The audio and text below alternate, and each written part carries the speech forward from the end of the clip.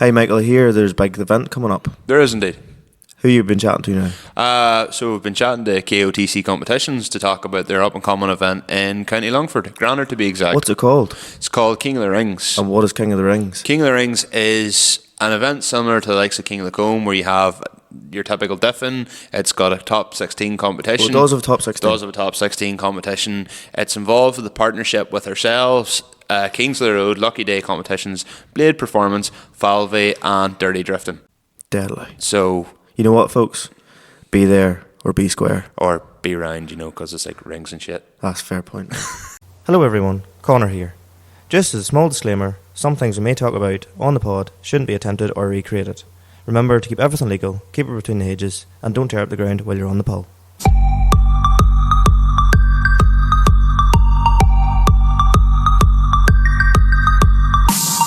I know a sponsor for us. Now hair time. Fuck. Keeps hymns or something like that. Because I got my hair cut and The forehead's on show of it. Where are you foreheading, Conor? I can't talk. Sure, I took pictures the other day. I got back to take. So, if you're listening to this now, the candid bit at the start of the podcast. of course you would need to tell everybody it's the candid bit. But Yeah, So I was working on the car there on Saturday, and Becca took a couple of photos because I was wearing the heavy duty tee. Aye. Fuck, it's some tee. To be fair. To be fair, I showed it to Gemma, and Gemma has now commandeered it. Aye, well, I'm not surprised. It's you know what? It's completely different to the white one. It's like oversized. It's real heavy. I've been using it in the shed flat out. It's a real good tee for lying on the ground, to be quite honest. But and if you're a girl, probably a good 90 as well. Is that fucking long? Yeah, but So then she was taking a couple of pictures. So one of the pictures, I'm going to release the shop this week. I've decided I need to get them pictures uploaded onto the shop, and I'm just going to go fuck it and send it to the shop. They were very good candid shots, I have to admit, yeah. New. Were they tucked through the real good camera? They took through my phone. Fuck off. Ah, Jesus. took through my phone. And then I edited them. So I was able to edit them. And so I'm going to put the shop live this week, but because I've had quite a few people actually reaching out to me about reaching out to me about merch. I actually was kind of shocked. I thought like basically anyone who wanted anything would have ordered last time, and nobody would bother ordering again. Speaking of actually merch, we put the 306, the D-Tub online there as well. Now I'm waiting till I get samples, because it is a big move for us. Like, I got Rachel Johnson to do the design on that for me, and I didn't expect Rachel to do that for free. So I want to make sure if I'm getting that out there, like on a t-shirt or on a hoodie, that we get it at the right quality that it needs to be to do ourselves and Rachel justice. Because if we get it and we start selling it and it's not good enough, I'll be raging. So I'm holding off on that till we test them ourselves. You know the way you put it out, it's just come into my head there. You said in the wee slogan, it's even death can't kill felt or something. Even death keeps felt alive. Keeps felt alive. I was pretty buzzing on that, to be honest. All I could think of there now was another twig of that would be even teammate can't kill felt. I have a couple of other good ideas, and I don't really want to say them out loud because as time goes on, but there's things like homages to like the Bird Road and the Elk and kind of stuff like that, and all come through, and it's kind of that sort of stuff. If you know, you know, and that's the kind of stage. Could you imagine going to the Elk and being like, "Going through us like a pound here to sponsor"? What for? Do you not mind? Do you not mind Sundays like fucking 6 o'clock in the winter? Like it's not at all. No, well, whenever you closed, then there was a lot of racing, up the road, or well, not even racing. It was just there were a lot of boys doing 70, and then they turned around and done 70 again. But it was the first till 70, And then there was a wee bit of a pile up, and then the police came, and then they put their wee blue flashers on, the wee twin beacons on, and then we all fucked off. We had to go to Marfeld. Well, I suppose that's as good a way of starting as any. So, Conor, do you wanna? Oh, you haven't your phone out to read off the thing. Are you actually going to try and do it by memory this week? So, from memory, It only took us to episode 42, folks. Is it episode 42? Episode 42. So everybody, welcome. How you getting on? You're listening to Laminate Slip Differences podcast. If you're on YouTube, where we talk all things from cars, tractors.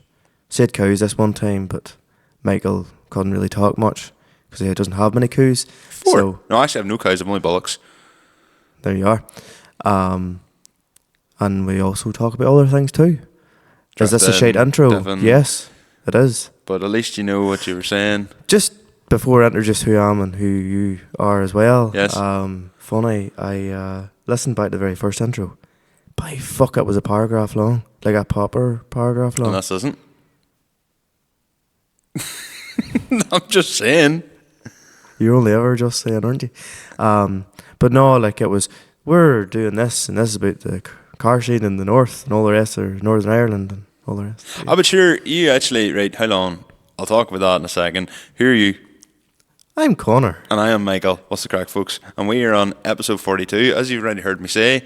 Coming up is another good guest. We've got Seamus McGillion on this week. The man behind the mic. The man behind the mic. If King you've of the ever been Cone. to a King of the Cone competition, you will have heard Sheamus on the microphone. He is the man that is behind, well, one of the men behind the King of the Rings event coming up that we're in partnership with in Granard, County Longford, on the 14th of September.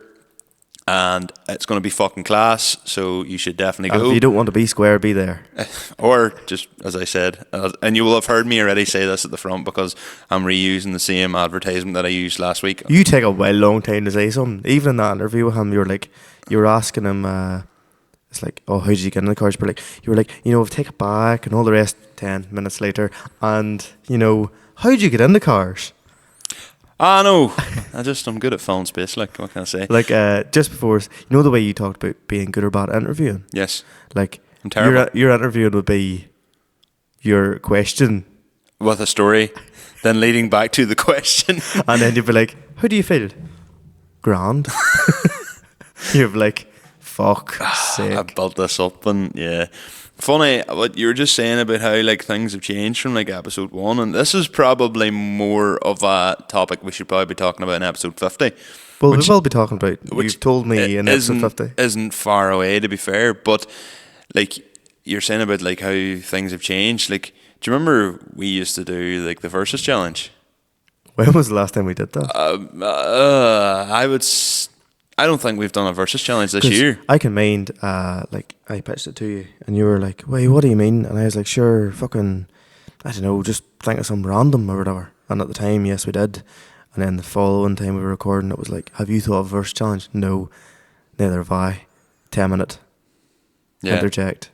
Yes, so what about this and what about that? But at the time, I was like, sure, it's like, what if you, like, Lewis Hamilton Monster, wasn't even out at the time, versus Mango Monster. And you're like, how's that correlated? What, we drinking off Monster? It's true. But what else? Like, guess. We also said we would talk about lorries. Yeah, we never. I would still like to get. I have a couple of good people like eyed up. I don't want to say lined up because I haven't approached them yet. But because to be fair, even the roster we have coming up still fairly decent even now. So I can get to them in due course. But there's a couple of good lorry people I'd like to get on down the line. I think would fit in well with the pod. But even like guest segments, like so even until recently enough, like we had guests were on the full podcast. Aye. I think in recent times how we've adopted having the guests having their own segment, similar to other bigger and probably better podcasts.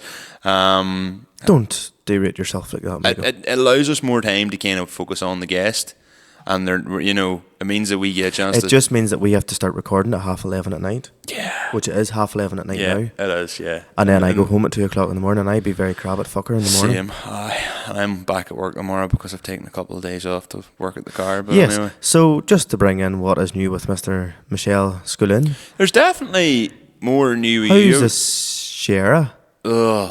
Fuck. Did you manage to Nightmare. get shit done to get her? Conor, I have went round in circles and fucking circles. Is she left the yard? No. No, this is the whole thing. So my car is due to get mapped this week. My car is currently sitting with no inlet manifold on it. and no brakes. Fuck. On Saturday, right, so all last week, we finally, myself, Ali McLelland and Lloyd Patterson have all finally got together. We're a team where Ali has no projects, Matt, well, he has a couple of things going on in there, but, he's got time to schedule me in. Lloyd Patterson has kind of a bit of a break from the drifting where he can fit me in, and for a long time my car was ready to go, and then I decided, you know what, I'll take a few things apart.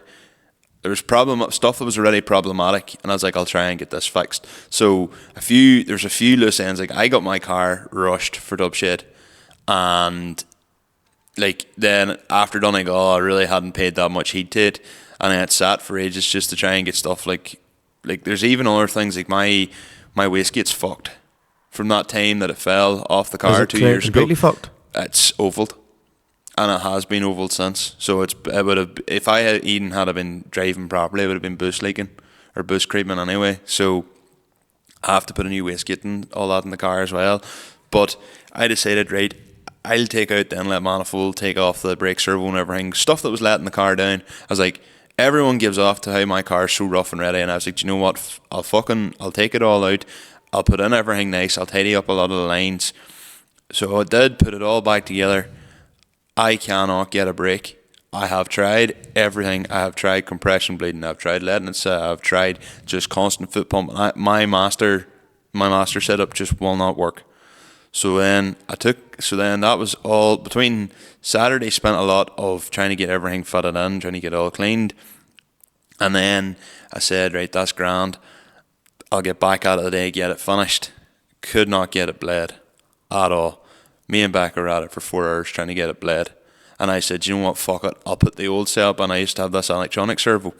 It's not working either. And then I was like, that's right. Because I was like, why did I take this out of the car? The pedal got stiff and wouldn't go properly. And I was like, right, okay. So put new fuses in, put a new relay in to try and see if I could get that to work.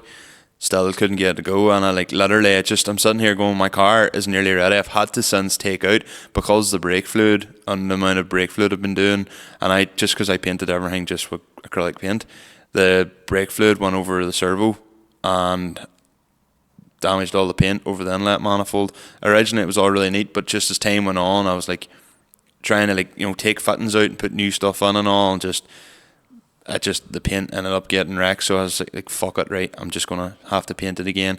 And then I said to Ali, I was like, look, I might just have to leave this with you. So the aim is to still try and get the car up to his tomorrow night. Now this is Tuesday, that'll be Wednesday, it may be Thursday, and just have to get him to try and sort the brakes in her, because I just cannot get them to work. And it's not like I don't know what I'm doing. I've even went as far as taking out the hydraulic handbrake, and I've just avoided it, just because that was another thing I'd done, is I'd fitted the hydraulic handbrake, done a few other bits and pieces. I've nearly the neons wired, proper. I remember I had them lights, well they're out of proper neons in now.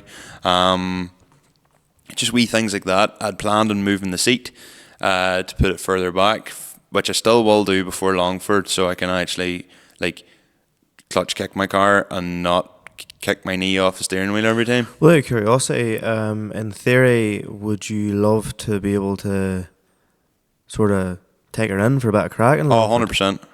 Yeah.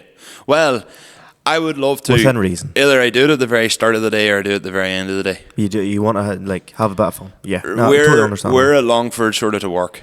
Kinda, No, in a weird and wonderful way. It's not really work, but we're there kind of on business terms, shall we say, rather than. But you still want to be able to, at the end of the day, you're down there. Yes. Cara will be down there. Yes. She'll be well tested on the dyno, so you'll have faith in her. Or she'll just blow another engine like she did last time. Who knows? We'll not talk about that. But I'm just sitting here going, I cannot catch a break with this car. I'm just there's 2 full days wasted. To be honest, Saturday and today, wasted just going around in circles on that car. Conor, I have so many other things I could be doing. Yes, but look, it's cars, and at the same time, it all going well. There's nothing against your ability, but all going well. You leave the car down with Ali, And Ollie's just like, small, simple wee thing, stupid or I whatever. tell Ollie if he even had a spare part, I'd buy him and replace it.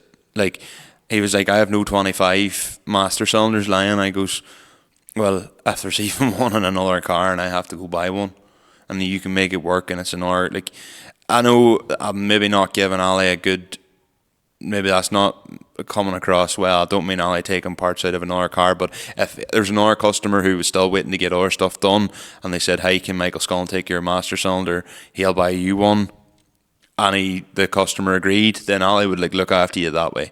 But obviously he's not just going to give me some, No, he's not like, that type of you person. know, and I don't want that to be the sentiment of what people think I'm saying. So to be honest, my what's new at the minute really is that, and then a couple of weeks ago I was out slurrying and my pump on my tanker's leaking oil, so that's good crack.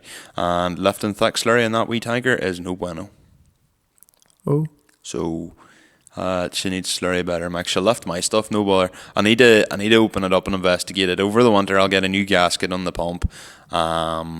I need to put Maybe new veins or something. maybe filler with diesel.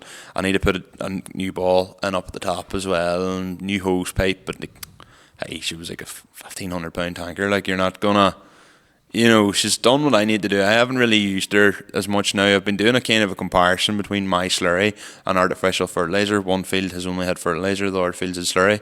Well, how's your Oh, my comparison? slurry's dead as water. Like, it's not good stuff. Like, but it's grand. The cows like the grass on it, but the artificial fertilizer definitely for this year is helping. I think definitely whenever I go up the numbers, I would definitely like to start seeing the effectiveness more in slurry, and that's really where the wee tanker comes into its own, I think, because, you know, it's we 1 acre sections is how I plan on splitting it up in time in the future, and a wee small tanker's handy and it's easy moved about and stuff, like, so I'll definitely have its place in the future and save a bit of money on fertilizer costs, but for now, definitely the fertilizer's the way to go. I'm at the stage now where I'm going to have to start feeding bales into the field as well. Nice. Yeah, so we're at that stage. But anyway, what's the crack with you? So where will I start? So basically for my 30th birthday. You talked about that all in the last podcast. Yes. Shush. Oh, okay. Calm down. Let me speak. So for my 30th birthday, Gemma got me a drifting experience down at Mandello. Oh, fuck, I am a dick. I forgot about that. Oh, you're a fucking dick. Anyway, so we got that out of the way. So, to put a wee bit of backstory, I have never actually had to go drifting. Massive fan of it, never to go. Played all the computer games the other day. Not a set of Corsa, but like Car like X. Car X drift race and that sort of thing. Spent fucking long enough, you know, getting half decent in it. Even been out with the likes of Utz as But, well. and then, I suppose if you really think about it, yourself, Stevie, Creth, Adam, you know, the list goes on. Halford, like the ones I'm friendly with that have rear-wheel drive cars. Mm-hmm. You know, I've had experience sitting in with yourself at Eglinton. I've had experience sitting in with Adam when he's been diffing. Mm-hmm. Yourself diffing too, allegedly. And Aidan as well. Eglinton, and then Bishop's Court with Stevie. Yes. So it's one of those things that, like, I have been given like the opportunity to have a go or to dabble. I have in the past before. First time ever diffing a car was 325i Sport E30. Scots. Yes. Yes. That epically failed because it was black dark and couldn't see the steering wheel. So couldn't really see the steering inputs I was doing. It was one of those things, my adrenaline was through the fucking roof and had to go. So that, as well as Ollie Gage and Adam, called down to the yard one really rainy night. My yard's on a wee bit of a hill. Ollie said, engine. He goes to me, do you want to go? And I was like, or well, either that or else I was like, can I please have a go? And he gave me a shot. Again, like, we're talking about fucking one circle, spin out, and this is great. You know, me at the time drove a Polo, me at the time now drive a Type R. So, Adam had talked about doing the drifting experience at Mandela a bit. He'd done the XL package. Yeah. As bad as it sounds, it's like one of those things where you're like, oh yeah, sounds good. Never really take much more thought of it. Mm-hmm. So, day of my birthday, Gemma's given me a few things. She got me a gift, and she was, drifting experience was the main big thing. And I was like, at the time, because of how mad fucking farming has been this summer and that there, like I was like deadly. Never really thought too much of it. Mm-hmm. And then it was funny, like a fortnight before, it was like, fuck, I'm actually going to have a go at this. So sort of, I don't know, it's one of those things where it's like all the sort of knowledge is there, or like in theory all the knowledge is there. Mm-hmm. Will I actually be any good at it? Doing it in practice is different, yep. Yeah. So anyway, drove down to Mandela on the Saturday morning, and I was the 11:30 to 1:30 group. So there must have been a 9:30 to 11:30 group. So right down about an hour early, because it was free to M50 traffic and all that carry on. As we found out the hard way on the way to Cork a couple of weeks ago. Yes, and funny, there Yeah. was actually an accident in the N7, and I went down with Apple Maps, and it, funnily enough, took me off the N4 and took me down through Clean, if I'm pronouncing the place right. Sure, why not? Yeah. Turns out there was no difference in the amount of time travel, or like the journey time, if you know what I mean. Oh, like, So do you know had as there been you're no crash? going- Or, So do you know the way when we're going through Cara and you drive through the speed bumps and then you drive on up the road in Mandela, there is on the left hand side. yeah. And at one of the entrances to Mandela, where we drove in the field on time in the Gulf for Drift Masters Aye. 23, Yep. there's a road directly opposite it. Yes, there is. The way I came out that road directly opposite. Oh, yes. okay. Yes. Right, yeah. So anyway, long story short, got in, and suppose we went up, got signed in and all the rest, and What just clicked? 10. Oh, okay. And sort of looked down and seen what other ones were doing, and like the group before me, there was ones driving and then they spun out and then they went going again and all that crack of the day. So came then to my own group, and the way they done it was, so there must be a limit of 16 drivers per session. They have 4 cars, 4 350Zs. I presume lock kit, coilovers, basically about the head of it, set of 18-inch wheels. Hydro handbrake. Hydro handbrake, sorry, as well. Probably stage 1 clutches on. Welded diff. Welded diff as well.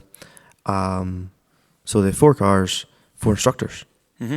So you had a fella, Stephen, if I'm thinking it correctly.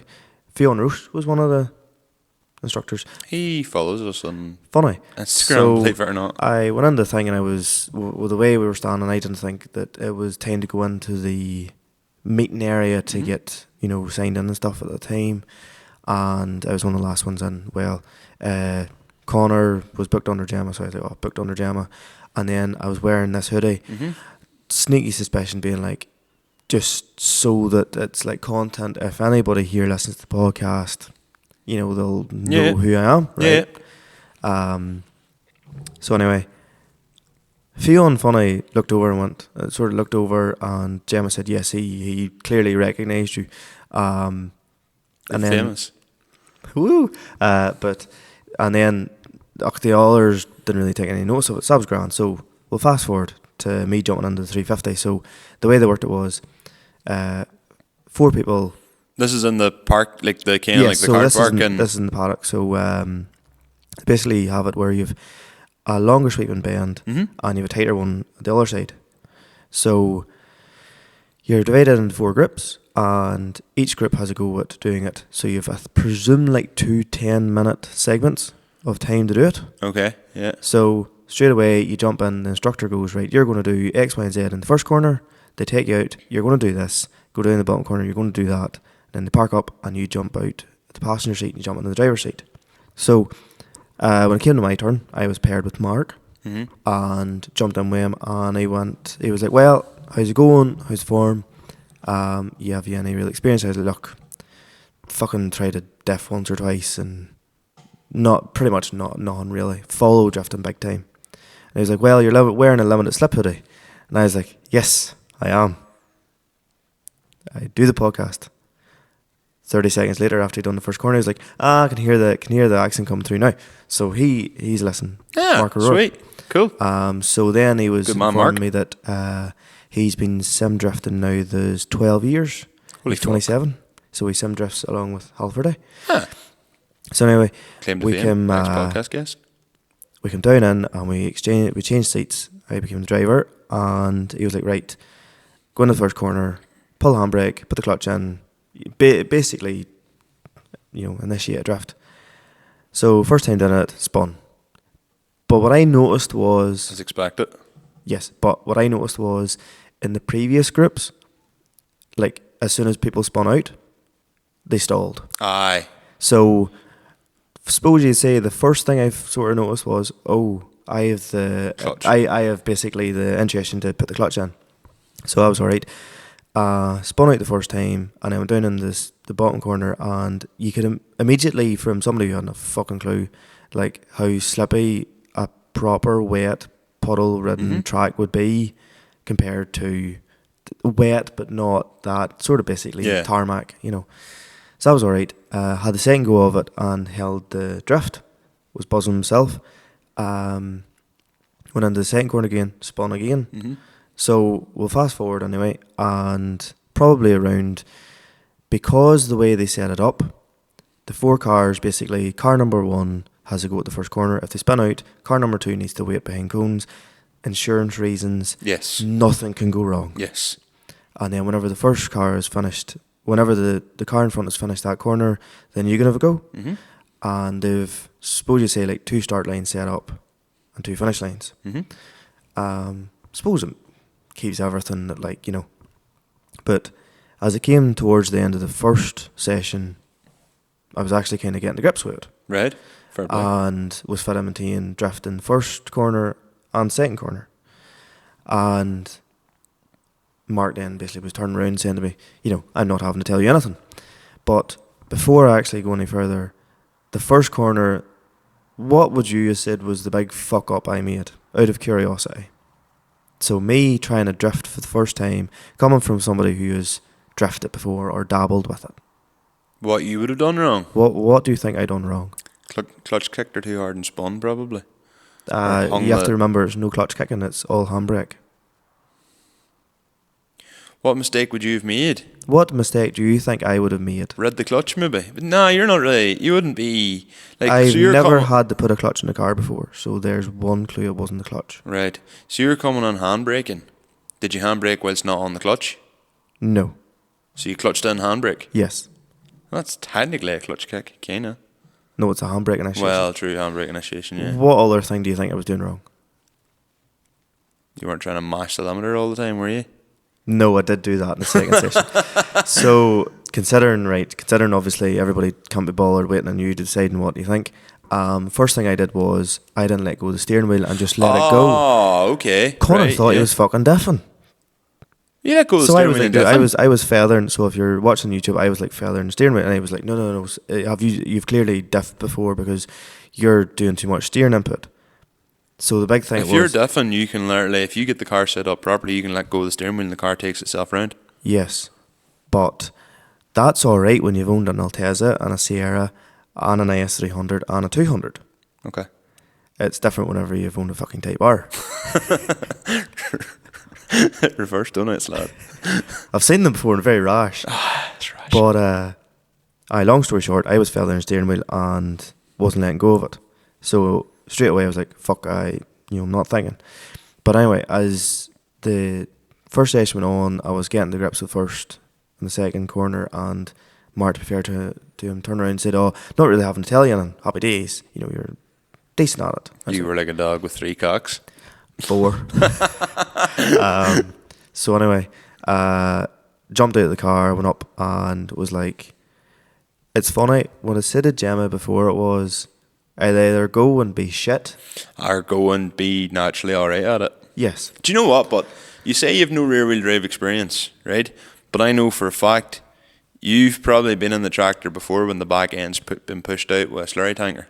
You know to steer into it. Yes. I suppose you'd say the closest really I've been to it is essentially a neighbour's tractor, which was a wee bit lighter than our own at the time, with the same load of bales on, going round a certain corner, and I knew the back end was going out and just steered into it. Yeah. But I was a lot younger and fucking mad hatter at the Happened to time. me very recently at the. I do even know what's new, but anyway, I'll talk about that after. But long story short, got up to Gemma and said, fuck, I'm actually not that terribly bad at this. And she was like, oh, happy days. And she was like, oh, do you want me to take your phone? I'll take a few videos. That was grand. So we'll fast forward, second session. So first corner nailed it, second corner nailed it. Happy days. Good man, Mark Conor. goes to me, right, we're going to try something different here. I clear, like, you've a good feel for the car and all the rest. You're going to try a clutch kick. Now, considering that I've just said I've never fucked a clutch in a car before that I know of, like, as soon as the clutch went in, my natural instinct was off the throttle, which fucked me up the first time. Second time, it fucked me up too. And so I'm naturally, so instead of just going dabbing and then just feathering the throttle, because obviously a 350 has got low end torque and Yes. that.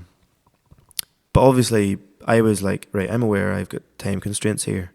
So I tried it 3 times, got it once, and sort of kept spinning out. And I was like, look, I'm going to be wasting the time here. So I just kept, because I didn't want to waste the time that I had at it. I was like, look, I'll forget about clutch kicking. If I fucking was ever to go and do this again, like, yes, you'd try it if you had more time. But so I was like, oh, I'll go back to handbraking. Mark was like, right, well then, if that's the case then, right, we'll go a wee bit faster and you'll be doing an earlier entry. And naturally, I'm a Honda driver, got the early entry, and I was like, oh, I'm going quite wide here. I had to, because funny, fuck it, why not? Spun. No, held it. No, I purposely got it, and it was because I had Mark was a good instructor beside me, and you get the feel for the car. And Weller a 350 is probably like one of the best. Oh yeah, they're a real good learner car to learn in. Yeah. I then gained the confidence being like, I'm really fucked off that the whole track isn't wet and I'm not trying to link it all. Do you think it'd be an option for us to maybe go down and do, like me and you go and do like the better course? Possibly. Or would you rather like, as mad as it sounds, do Knott's Corner?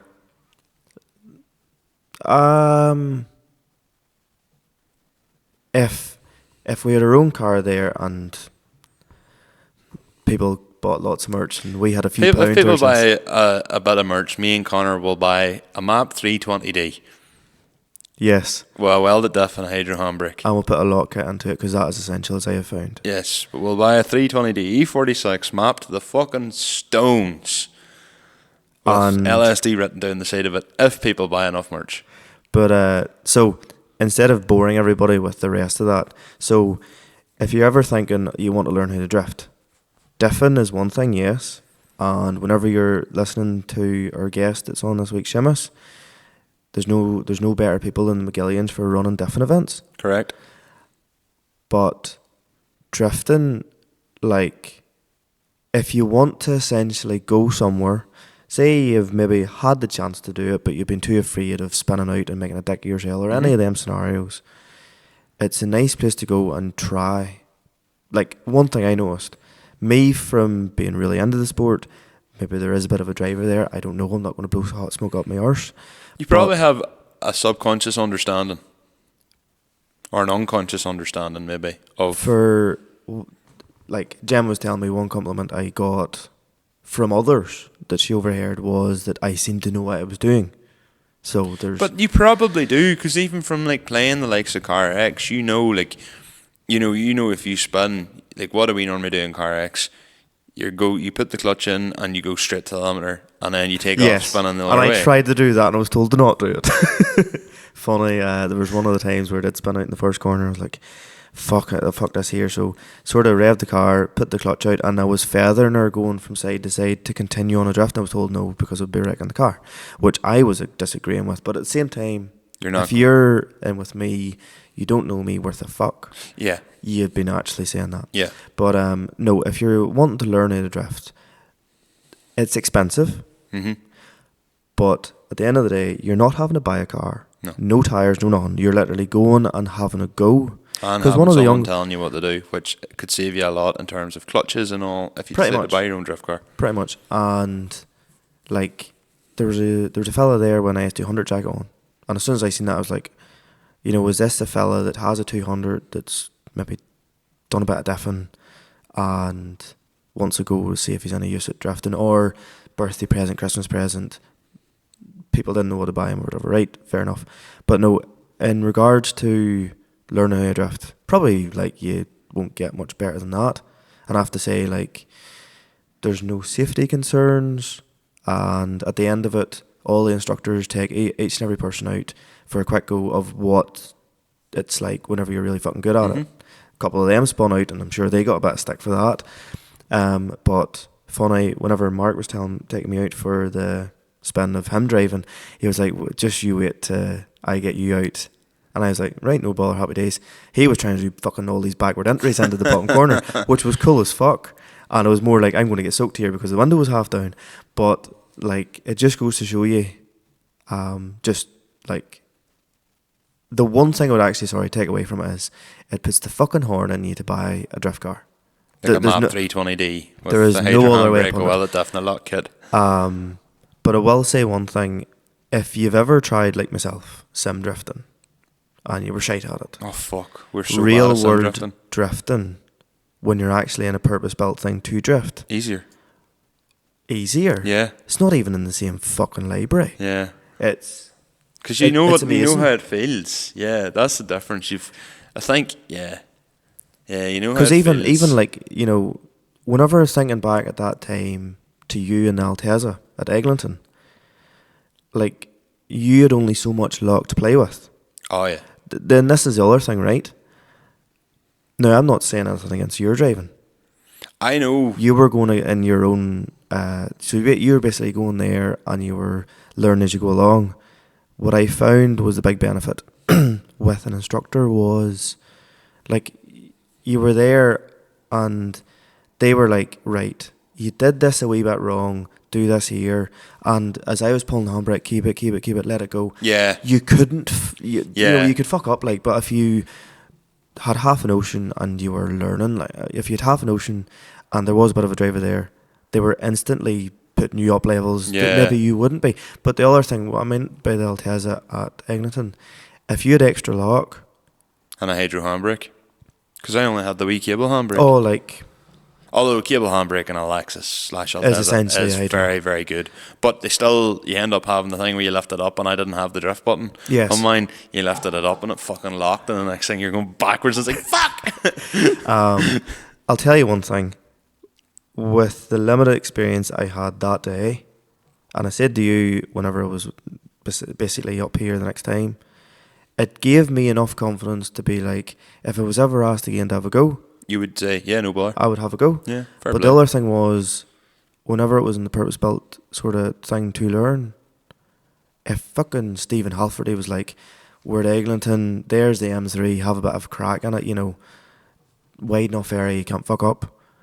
Yeah, I'd be like, fucking no baller, because... So, when people buy enough merchandise, are we going to build you a K20 turbo Lexus AS200 drift car? Jesus. You know, you would need to be buying a brave bit of merch, but I think, to be honest, if anybody is actually ever out there wondering what is the go-to for maybe not that cheap now, but a cheapish, really good learning to drift car, 350. Yeah. I couldn't get over it. Like, it was 280 horse, and it was so fucking manageable. It was unreal. It's a V6, so it's got low down torque. And like, she'll take second gear all day long, and probably third gear as well. It's funny, because it was in the wet, I don't know how it'd be in the dry. But it's funny, whenever it was coming to drier spots. Even, was it LZ Fest there, was it last year? Your man Grant was out in the 350Z and he got up to third on the podium. Like, and I know they're in street tires, which is kind of makes it a more even playing field. But it's just like, you know, stuff like that. Like, hey, they're a very, very capable vehicle, to be fair. Like, The other thing I noticed was, and this is where agricultural machinery comes in hand. yes. What hand do you think I was adjusting my steering with? I'm going to say right, but it could have easily been left. Fucking left. This here, I was like leaning and doing this. So it was like, I was fucking driving a tractor, just only it was sideways. But yeah, so would I recommend the Mandela Park drifting experience? Most definitely. Is it expensive? Yes. Probably for insurance reasons, that is why it's so expensive. But if you've watched Drift Masters or you've went to ADC and you went, fuck it, I'd love a go. Great place. Yeah. Because everyone else there, like everybody was spinning out in the first and second corners. Yeah, of course. To be fair, and like even if you're in your 30s, your 40s, your 50s, Doesn't matter a damn. people never were too there late. in their 30s or their 40s and their 50s. Like it wasn't just a crowd of young Yeah, fellas. it's never too late. So definitely an experience, and it would either make you want to buy a drift car or else, you know, do the XL experience where you've half an hour or so of constant driving. Because Yeah. it would baffle you. Half an hour of constant driving. With an instructor. Like, Half an hour of constant driving on your own's one thing. But if could you you've half imagine, an hour like, you know, I had Mark there with 12 years of sim experience. If you end up getting Fion, you had a Drift Masters level driver.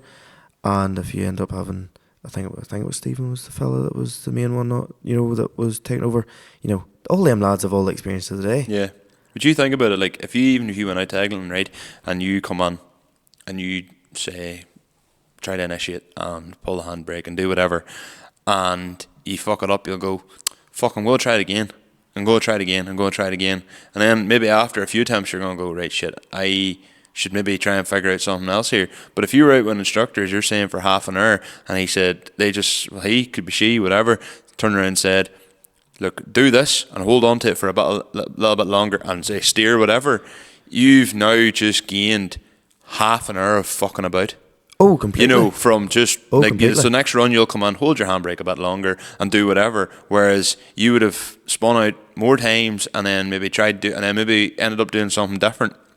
So, see, to be honest, like that XL drift experience, like, it is big money, but I think you have to do the drift experience before you do the XL. I'm not entirely sure about that. So you have some of an idea, but even like fucking as stupid as it sounds, maybe a bit of seat time if you're sort of dabbling and learning how to drift at the start of it and you have a drift car. There's no harm because no, like where else are you going to get the likes of Mark or Fiona or Stephen or that there to fucking... Yeah, no, I think it's definitely well worth it. If I've said any of the names wrong, I do apologise. I don't know to correct you. So, but no, like... Oh, yours, you're coming out. Pardon me, Even I haven't yawned yet. I know, I was just... My voice is just going crackly. I 'cause it's late know, I at can night. hear it. On top of that then, did you do anything else new recently? I tell you what I did do. I didn't do it. So, the Civic last got serviced May 23, Holy shit. right? Now, it hasn't done that many miles. I bet the oil will be... It was fucking black. So, let's just say I've been topping it up and the car hasn't really got fucking much other than death all the time. So, I think it was maybe 3,000 or 4,000 miles or something I've done last year. So, went on to eBay, got myself some oil, went with Michael at Type 2's recommendation that he Moto? serviced car well, yeah, 8100 XS, and it's fucking mad even just changing the oil in the car, the fucking difference of it. Yeah. You know, it's not just goes any harder, it just feels better. I know, I done the Bora the day, and when I say the oil's black coming out of the Bora... To be fair, I was always told with diesel, as soon as the oil goes in, you could fucking turn the car on and change the oil and it would still be black. Well, that's what funny I said that to Becca too, because we done the oil in her. I serviced the But a Bora. Peril shouldn't have black oil. No, I serviced the Bora and the Kia the day, and the Amarok, turns out service kit for an Amarok's £160. How? 8 litres of oil. 8? In the 3 litre V6, 8 litres of oil. And to be fair, same as what I did with the Bora and even the Kia, I bought decent oil, like. Like Castrol or something like that. So, you know, you're buying good stuff, like. Well, that's the thing. I'll not put any oil down, but let's just say I've used some Motor Factors oil and the Gulf has burnt a bit. Yeah. Whereas I have ran her on Castrol Age before Mm-hmm. and found it maybe didn't. I'm a big believer in good oil. Like, it's not that much more expensive to buy good oil, but it can really, really help the life of your engine. To be fair, like, that's the reason why the Bora, like, she was well overdue a service. Like, it was supposed to come off the road just before it done the box. No, it was supposed to come off the road when I was originally meant to get the Amarok, but the Amarok came a wee bit late, so I had to drive it for another month, and I was doing big enough miles, and then finally I got the Amarok, and as soon as I got the Amarok, the gearbox went bang in the Bora. Oh yes, Like, literally, as in, parked up the Amarok, parked up the Bora, lifted the Amarok, got back, parked the Amarok up, jumped in the Bora to take it and drive it down to my mum's house, and it shit the reverse gear, and I was just like, fucking hell, like, at least it happened, like, when I have another vehicle. But got it done, and the gearbox is done on it now, and we're back, and only managed to get service now, and so she's well overdue. Well, just before I finish talking about drifting and that, big thank you to Gemma, for if she hadn't got me that, I wouldn't have gained a wee bit of confidence than I have. Definitely. Now, Gemma did take some videos of Yes. me. Her video skills are to be desired, but in her defence, she had been well oiled the night before, and the poor girl was dying a death Oh dear. in the Gulf on the way down. Oh dear. But to be honest with you, the best thing the Gulf could have got was the 120 mile it is to Mandelo at 90 minus 20. Sorry, yes, 90 minus 20. 70 mile an hour plus VAT. Allegedly. Allegedly. Yeah. Well, suppose finishing off what's new, unless you've anything else. You went to the quarry. So yes, sorry, I went to the quarry. It was the end of summer at the quarry. To be honest with you, again, if you have an AS200 and you need to blow fucking some steam, someplace. Yep. That's a good spot. And here it's fairly cheap to throw your car into it, like, and You're not going to run majority through of the tires, like. No, you're It's definitely not. it's well lubricated, like. Yes. And the other thing I would say is new is, so the wee 5M Massey that we got. Mm-hmm. What is it, 5M? It is. Aye. Fucking love that wee thing. You sent me a snap It's of just, it the other day. So because our diet feeder is a certain way, a few wires had to be ran through and that, and Jared the brother made a few different wee tweaks there inside or whatever, so the diet feeder was working 100%. He done away with a cigarette lighter, but he put in a dual phone charger, Same as what? hardwired, yeah. Yeah. Was that what you done away with the last time as well? You put it in So we have one on the bike. So do you know the way you can get the cigarette lighter inserts? Mm-hmm. So they're just the two USB plugs. Yeah. So we've one of them in the big tractor or the 67, and we've now one in the 57. But like, I clocked her on the road there. She was 26 mile an hour. It's not bad. No, it's not bad at all. And see, funny with a Vizio roof, whenever there's a wee cover that, if the sun's blinding you or whatever, so I put it back off, and see whenever you're sitting in her, it's just so spacious. And the lock on her is great and all that, so fuck. The only thing I would let her down is the way the hydraulics is very finicky, but it's like anything, You'll in get 6 onto months' time I'll get on You'll to get it. onto it. But fucking rod, love her. Speaking of tractors, as well, I wired the CB radio until the Fate. And you still needed my help. Yes, exactly. I did. To feed Well, the I finished wires. it myself in the end. So I ran the... As if she didn't need some tin taken away from her. You were fucking boring holes in her. I wanted to do it neatly. Well, you could do it rashly and just run it through the door and stuff, but I didn't realise there were 3 skins to go through in the cab. So and you wonder how they fucking rot. Well, that's why I went in at it with... I went in with window bond and filled up the holes. Did you refill it again? Mm-hmm. Is it now? Yeah, it's solid. So basically there's 3 skins to go through. I did it basically where going up and where the cabin filter would be, I pulled it up and through. So I have mine mounted off the wingmer. Yeah. Goes up along and then into the back of the cabin, basically beside the speaker. And the way it was drilled is the last one was a bit of an angle, so I couldn't push it straight through. So I had to get you to feed it into me. But after that, I went up to Darren's then on Tuesday night. Did you? Just to check to see if Does it work? Oh, Good. clear as day. Oh, happy days. Deadly job. So he was sitting his tractor because I have his private channel 3, and then our 4, 5, 7, 8, and 9 are all the same. I have a different channel 6, and then my channel 2 is Rory McCann's channel 4. Oh, right, okay. So if we're out and if he goes to his channel 4, you shouldn't have said that because they just turned off the fucking channel 5. Yeah, I know, but it's the hope. It's just love and hope. But it's more actually. Do you know what it was? The kind of one of the things that kind of made me go, shit, I really want this. Is the way we done your grass last year, and then we did the Gaelic Lane, and then from Gaelic Lane we went up round to. You just basically want a way that you can say, where the fuck are we going now? Behind Gerard's, because there's no signal where you're at. Yeah. So I ended up going up like round the Killyfatty and all that, or whatever you call them roads, and way on round. Ended up doing like a fucking 5-mile detour to come back round, like because that's what they did last year, and it made sense. Gaelic Lane, go out over here and round. That's why I now normally stop whenever I know I'm at a field where we're moving somewhere else. I like jump out of the camera and go, where the fuck are we going to now?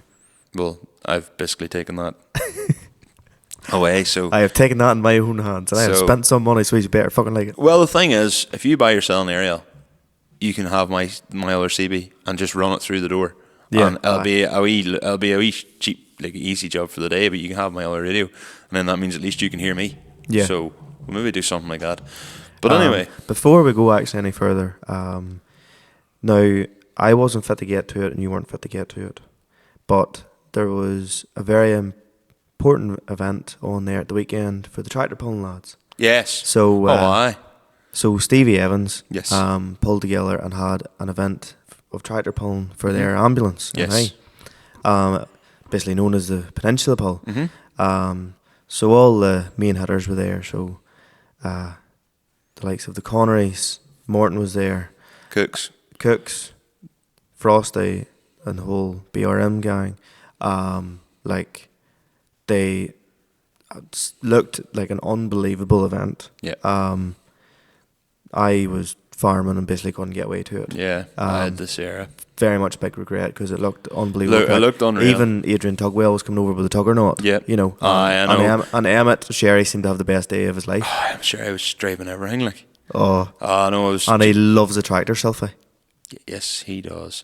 No, it would have been class to have been there as well. And big ups to the guys for doing it. But I don't know how much there is for your ambulance, but you know, it's one thing that I've seen fairly close at hand that, you know, even for any industry, whether it's agricultural or just even your normal person, well, it's an invaluable resource. By the time this podcast is out, it'll be over as well. But as far as I'm aware, Owen's still going ahead this weekend as well. So I'm helping out at it.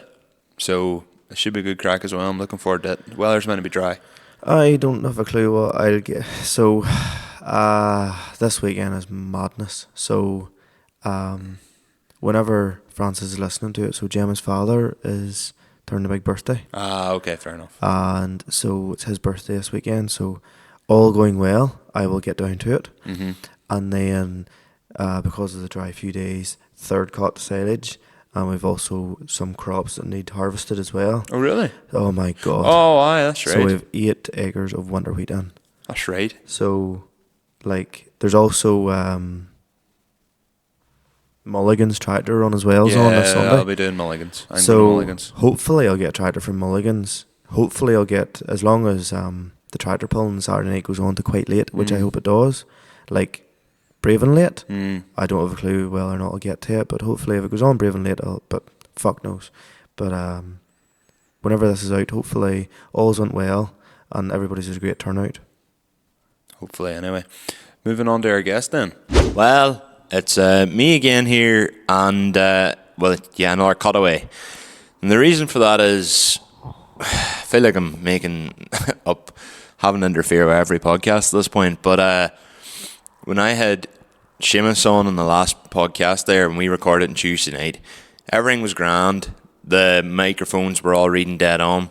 But for whatever reason, the microphone I was using, despite picking up the sound, didn't come through. I have no idea why. It's doing the same thing there tonight as I checked, but I have no clue why that happened. So I'm obviously just not going to scrap the podcast with Sheamus. It's a very important podcast to us, given the whole involvement with King of the Rings and all that. But what I am going to have to do is dub over. So I am going to re-listen to the podcast again myself and try to get the words as correct as I can. If you're watching it on YouTube, to be honest, I would say what you're hearing and what you're seeing when I talk is probably going to be a bit different. I'll try my best to not do that. Listening wise, I'm hoping I can dub it pretty much that you don't hear anything. I hope. I'd looked into different options with trying to cut media out, but there's bits of times where people are breathing, and if I had tried to bring that bit up to hear me talking more, you would just hear heavy breathing. We don't want that either. So yeah, look, I'm gonna piss off now and we'll go back to the actual podcast, but just to keep the quality good and everything, I just kind of wanted everybody to know that. So I'll cut back to me and Conor introducing Sheamus again here now. So yep, best luck. So Yes. You've already heard us mention him at the start of the podcast. If you thought fucking Michael likes a microphone, you wait till you see Sheamus. Sheamus knows how to work a microphone. Sheamus is, amongst many things, a fantastic man for a conversation, and he's very, very good in the microphone. He's kind of one of the key things I've always remembered about King of the Cone, even from whenever I didn't know anybody at the time, was Sheamus on the mic. Some say he came up with River Rock, the water you wear. Very good. But, so whenever we were asked to join the whole thing with King of the Ring, so obviously we jumped at the chance. It's a really good way to get our name out there. But we were talking about advertisement and stuff and all that there, and what can we do for them? Because for us, really, money isn't really somewhere we have much of at the minute. No. Michael's like, what can we do for them? I was like, fuck all. So we then said, right, well, sure, what we'll do is, because we've, a lot of that crowd, a lot of the different crowd does follow this podcast. So I said, Sheamus, you may as well come on the pod and we'll chat about it. And yeah, he came down. We ended up dressing up as three kings. Conor was very awkward about it. I wasn't very awkward about it at all, no. Yes, actually, it was. Yeah, me and Sheamus didn't give a fuck. You were really awkward about it. But I am not the type of character that really goes out there much. But sure, it's like anything. You do it for a good cause. Whenever your name that is very long to say, limited slip differences, and you have to explain it to half the country, you might as well get it on the poster somewhere. Yeah, exactly. So for us, it's a good way of getting the name out there, getting a way of being involved, and especially as we're appealing to our crowd. Oh, exactly. And if you're listening to this, and you want to look better than us in a crown and a cape, just go and win the event. Exactly. As simple as that. Obviously. Don't be square, be round. So, like a cone. So cones aren't round. You're now they're triangular. Shut up. You go round a cone. Yeah. That's not really still the cone, is it? Huh? It's really, no. Okay. I'm reaching with that one.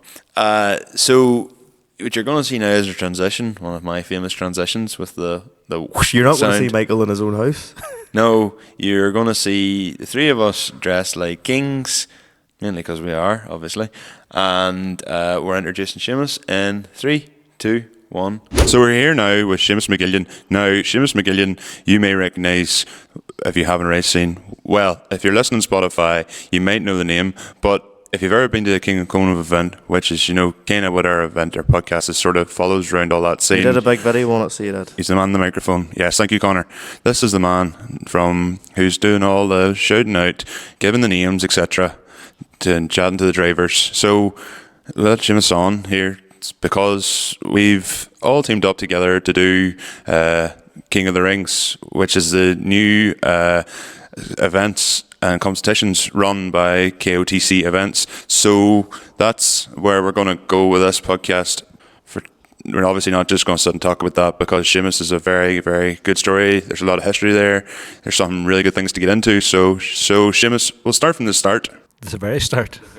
How the fuck did you get into all this, Kerry? Sometimes I ask myself that too, Conor. What am I doing? And sitting in a shed outside Portland on at which was supposed to be 7:30, now probably close to 9 o'clock. But that's another story for another day. Back in the early 2000s, so we're going back quite a few years at this stage. 20 plus points at this point. 2003, I think, was the first show. Yeah, well, that was. I'd been at a show in England with the guys from Steer from the Rear. I'd done a bit of sponsorship. Steer from the Rear. Yeah. Fucking hell, that's a blast from the past. Yeah. Did you help form it, or was it just? No. I had got to know the guys through a bit of sponsorship. I was an agent for Flip Paint, which was a massive thing at the time. Yeah, exactly. Look, like red the orange type of thing in different lights. So the boys had approached me. I think it was Paul at the time, and then I met Chris and Brandy sometime later on. But as one of the perks, if you want to call it a perk, of sponsorship, they invited me to, I think it was Max Power Live at the NEC. Oh, that'd be in a big show. Yeah, it was massive, big, really great experience. Like coming from, we drove over, which was an experience on its own, and we, which was all VIP treatment because the boys were a big part of the show, and. When I went into the pizzeria, I was there with the boys, and Terry Grant was walking about, and I'm going, oh, wow, how did I manage to get here? But that then manifested itself into I went to another show at home back in Belfast then, sometime in probably 2002 maybe, and I just thought, I could do this. I knew of a venue, and the venue turned out to be the Ecclesfield Centre in Fintona, and basically took the ideas that I'd seen in England, where there was a stunt arena, there was the best of cars, and back then, the scene was really hot. It was big paint, big kits, big ice, so it was, that was massive. And what I found over the years, there's been sort of peaks and troughs of the, things have been really hot, then the day away. Next thing they're picked up again, and something similar where we're at the minute there with the Diffin game. It's really, really hot, and this is the reason for trying to go to all the venues and build on what we've built on in Donegal. So going back to then, we came back to Fintona and we got the stunt arena and we put the full throttle team together, and that has become was the full throttle team like ones you knew? Well, Aidan, being my brother, was talented, very talented driver. He'll probably not like me for saying that on the pod, but an unbelievable driver. And then Stephen Baxter, another fantastic talent. There's boys in and out that came in. Johnny Irwin, another fantastic driver who went on to do massive things. And a couple of years ago there with what he done and Fast and Furious Live. Exactly. I was trying to pick that out of my head. So Darren McFarlane was there as well. Johnny Morrow might have dropped in a couple of different times. But the core of it was Aidan and Stephen Baxter and Johnny Irwin. Darren was there most of the time. Were they just ones that essentially were very good at? Yes. Putting it mildly, yes. And, law-abiding citizens that won. So we decided... They went to a road end and just went, fuck, hey, there's a private sign in that. No, they never would have done that. No, we kept it all within that legal sphere, which was the full throttle display team. So we'll leave it at that. Allegedly, yeah. So that's where that started. The stunt arena. I remember again, you talked about the microphone. I got that job as well in Fintona, and at one stage I had to stop, and I said, "Boys, you've got to come off the roof," because the arena in Ecclesfield was tiny, but the boys done a brilliant job on it to make a real good show, and there would have been 5 or 6 deep, and I remember again taking stuff from them shows in England. Butsy Butler, who went on to do massive things across the world. I'd met Butsy probably the year prior to that in Ecclesfield. We had a hot tub, and Butsy, probably by his own admissions, probably about 6 stone wet. So we had a couple of girls in the hot tub. Obviously, they were demonstrating the benefits of having a hot tub in your home. Butsy decided to strip down to his boxer shorts and jump in. So that was my first meeting with Butsy Butler. And he's sitting in, and he's about, I say, 6 stone wet. And he's sitting between these 2 girls, and him absolutely loving life. And that's how we met. So the following year, he's a brilliant driver in his own right. I thought, right, just to do something different, we had it set up that Butsy was in the crowd, And we had Terry Grant over at that stage, and we'd got to a good level with the people that we were working with in a very small area. And Terry had brought the full show with him, and I had Butsy in the car, and it was a guy, probably his name was, he has a chip shop, Banbridge country. He had, can't remember the car now, it'll come back to me, but anyway, we had, he had given his car to Terry to use in Ireland, and it was maybe a Porsche or something, I just can't remember. So the premise of what I was trying to do was to get somebody out of the crowd to do to drive this car. So they had done their stuff. Terry had done his thing, and he wanted to get this person. We'll pick somebody. So of course everybody had a hand up. Yeah, me. But I had Butsy apparently parked at a standing beside a telegraph pole because a light stanchion. Yes. I had to try and go to get him. The geography to find where he was. The people 6 deep. Yeah. And I managed just the very last second to find him. Yes. Pulled him out of the crowd, and he got in, by the way, as a complete novice to drive this car. And he went round, and he was as good, if not better, than anybody else that was already there. So all them wee things that we've done over the years to make the show element. So people pay their money, obviously, to come in and look at the cars. And it's the same as in Donegal. They come in to see the different. But the show element, I feel, is a big part 100%. of what people come to see as well, And we've developed that over the years. And, when I seen you, and I only actually caught you out of the side of my eye, and you were on beside me, and I was going, right, here's another famous podcaster that I didn't even manage to acknowledge. So that has built, I suppose, over the years into what it is. And I think this year probably it came to, we're sort of looking at where the crowd was at 2:00 on the Saturday, and you're thinking, this isn't great. But I think what people done then, they came later for that show from 4 to 6 or 4 to half 5, because they came in droves from that sort of 2:00 on till sort of 3:30 when 4:00 we get started. And that's what I believe is what people are coming to see. Obviously, different is a big thing, but the show element is which I enjoy. Like, there's only so many times you can see the likes of this sort of similar batch of cars come in, have their run, and then it's whenever, put it this way, if you're no idea and you haven't really care in the world and you're just a girlfriend with a fella, it's the drama you love to see. Maybe somebody unfortunately tapping something or that, whereas the top 16 adds the show, as you say, as well. Yeah, like I can remember. So we'll move on for the likes of Mouthwide Live, unless you've anything else. Sorry, Low and Live. Unless you've anything else. That went on from there, and then Aidan started. He came up with the idea of the King of the Cone again. People ask us about King of the Cone. It's the simplest concept ever, but generally the simple things work. And he has developed the brand through the different ways of his marketing skills with, through Facebook and through whatever he does with his TikToks now and all them things, and he's very, very good at it. But we started off in a small yard up at the top of Tinny's, that complex that is the Bunagee Business Park, I think they call it.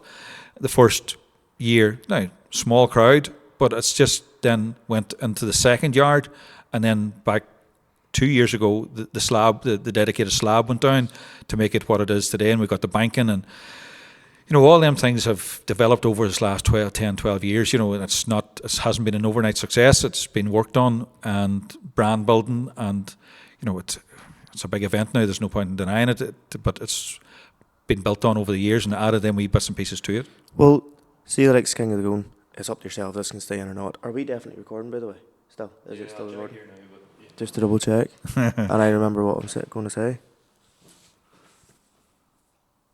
Oh, good. No, it's all right. You can edit out of that what you don't want. That's the magic of the podcast. Yeah. So I can. We should probably put in a bit at the start of why we're sitting with 3 capes on us. I have done that already. Yeah. Anyway, with the when we do the lead into it. Yeah. Okay. So perfect. I'll do that. Yeah. We'll make reference to it a couple of times. Of course. King of the Rings. Yeah. We'll have already made reference to that because the podcast obviously has. This is the main section. We'll have an introductory section and then a section after, so it'll be well covered. Okay, perfect. Well then, you said it went from a yard to then what we would have known as the OG yard, and then obviously you said there's a dedicated slab. Did Tinny's then realise that, this event is being successful and they put a bit of investment into it as well. Look, we've done a do the deal. dedicated. Over the years. We've had a great relationship with the family, and as I referenced back a couple of years ago when we lost the great Eddie Tinney, because Eddie had such a belief in the three Nordies, as he called us, that come to Donegal. Because without Eddie and his vision from the very start, we'd have been nothing. Because he gave us an opportunity, and fair enough, we took the opportunity and we built on it. But Eddie was a brilliant man, and a sad loss to us, obviously. But we have a great relationship with the family, because they're just overall they're a great family, and we've give their business a boost in it, that the event is on at Tinney Oils and all them things, advertising, all work, but brilliant family to work with, and we're delighted to be able to work with them, and nothing's ever a problem.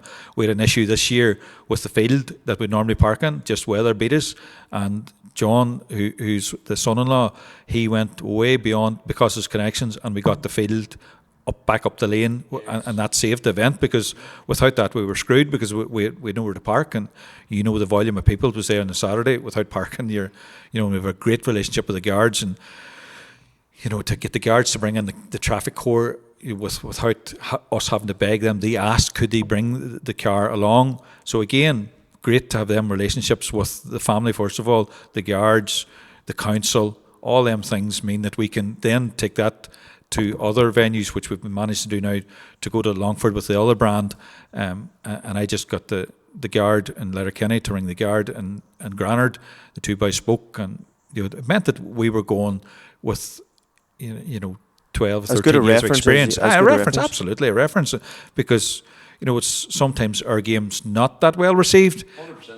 But we have managed to make it, not to say professional, but the guards recognise now that in Donegal there's a limited amount of roadworks being done at a variety of crossroads, because what we offer in Donegal is somewhere to get rid of the adrenaline. Then the boys can go and park up, go and have a few beers. Yeah. And then come back the next day and do the same thing and not be out on the road. And that's the reason that we're doing, to try and take the King of the Rings brand to a new venue, which is a risk in itself, I suppose, but that's one of the reasons we're sitting here talking to you guys, is that if we can get the word out there that it's a similar type of event in a brilliant yard, and it really is a brilliant yard, and we'll have some promo stuff coming out now in the next couple of days, where we can take that to other venues and further venues, because we believe that the King of the Cone brand belongs to Donegal, and we'll leave that in Donegal. 100%. And we can then take the King of the Rings brand till elsewhere, and whether that's be Cork, Kerry, Waterford, Galway, it doesn't matter. We know how to put on an event. We then have to then make sure that people know that it's on, because we can put the best event on in the world, but if people don't know, then it's no good for us, for the punters that come, or the boys that come with their cars, because you need the atmosphere, you need the people, and that's what we're looking forward to, is taking there's probably a similar audience to a brand new venue. It's interesting, funny you say that. I want to just go back, because we'll definitely bring in Longford in here in a bit, but I want to talk about the pedigree, I suppose, of how things have come up through the years. I can remember 2015 standing in Applegreen, and I remember I didn't really know much about King of the Cone at this point. At this stage, I hadn't even bought my Sierra yet, and I ended up at King of the Cone just by chance, and knew a few of the boys going, like Archie and Ryan Boland, but that's where they're all heading. So I thought, I might go on myself. But I remember chatting to a lad from Drayden Altez, I think he was from Kerry Red or something, and I was asking him, are you going to King of the Cone? He said, no, Jesus, no, up this is way rough. And I remember looking at him being like, I remember that still lives in my memory now, because in present day, in 2024, if you're nearly a bad driver, or there's very, very few lads who are going out there now who's their very first time driving a car. Not anymore. Back in the day maybe, but see now, it's like one of those things. If you're going out with the crowd, you're kind of like the pedigree of the event. You don't want to be going out there and driving like a knob, because people are just going to go get out of the way. You're destroying my run. It's very much, you're now looking for them lads, like the likes of the boys in the past, like Archie, and the veterans now, and younger lads like Keelan Dehan and Oisin Duffy, and all coming through, and they're building on all that pedigree, and that's kind of the biggest thing I've always noticed is It means it's something become this now. event. Like, this it's got to absolute mean more and mad- more every year. That, again, that Aidan has built that, all them ideas about, we see it every year. There's boys that get a top 16 sticker, and that's on the car the following year. Oh, aye. It's a badge of honour, Yes. where them boys are just so delighted, and the girls the same. To get into the top 16 is just such a badge, and fair play. But again, that's been built on over the years to give them that, where that's that badge to say, look, you've made it. Oh no, that's not coming off your car. No, that's right. I know most of the boys now, like, and even 2 or 3 years ago, what do you call your girl? Is Yvonne McHugh? Like, Jesus Christ, Yeah. left hand side or right, or no, left hand side of her windscreen is just covered in stickers, lined up. Full line. You may make the numbers a wee bit smaller. Well, hey, again, it's back to that, I suppose, the social media aspect of it, where that where you get it to get to that top 16 isn't easy, particularly in the male side of it. That's a difficult job, obviously, for the judges Yes. to try and get that side of it right. And I have to say, over the years, they've made a really, really good job of it. Now, we've probably made it a wee bit easier, and it's made it for a better spectacle. It was Yes. very technical a couple of years ago. Absolutely agree. And we just decided, to give the drivers a chance. They're pumped to get there, but you want to give them the very best experience that they can possibly give for themselves and the crowd. So to try and keep them inside that circle, which was around the base of the cone, we removed the circle And just on the line. and just on the line. And we've probably a bit of work to do in that then for next year as well. But that concept of giving the crowd the experience, I think that's what it's about. And again, back to the boys that do the picking of it, Con and Aidan and whoever else, Paul, the boys that do all them jobs, Owe is there. They've done a brilliant job, because once they've that job done, it's then my job to make a good job of the hyping up of it, the draw, and getting adrenaline going, and then wee bits and pieces of Falvey coming in this year, and Aidan's the wee car, the Frank Kelly replica. I think that added to it too. So you're always in my head trying to for people to leave the event saying, do you know what, that was brilliant. It was different than last year.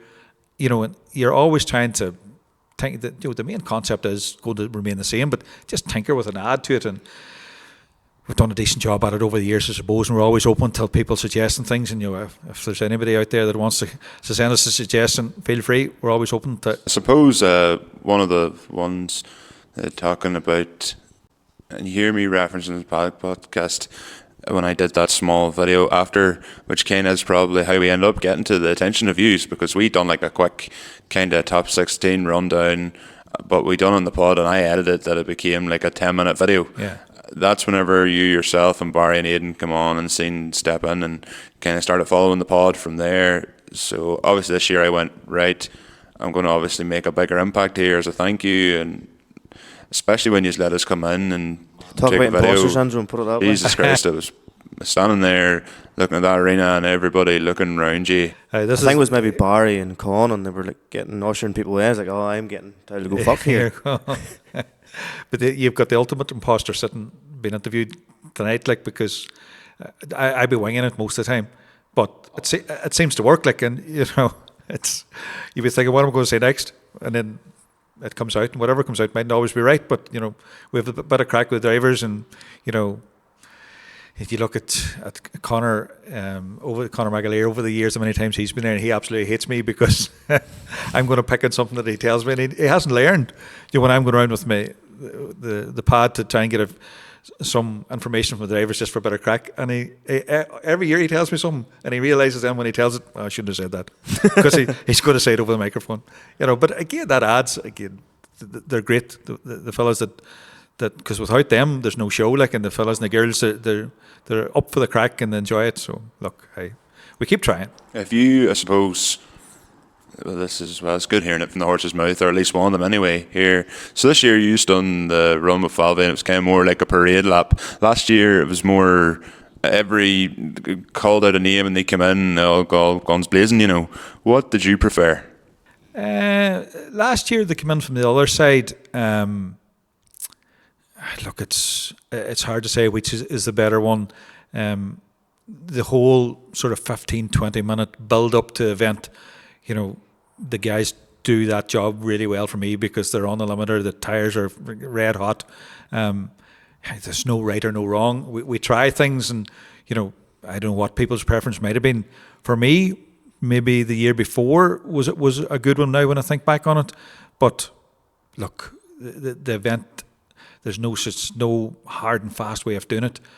Generally, you leave it up to the guys to do their thing, and they do it and do it well. And there's been no incidents, and most of them are 100% of them are really good drivers. That's why they make it to the top 16. So you're always conscious of the safety aspect of putting on an event like that, and we try, and that's one of the key things that we try and work hard on, that because we've had 0 incidents, and that's the way we want to keep it. But that again doesn't happen by chance. We work hard on that to try and keep a lid on it. And you can't be running especially like this year.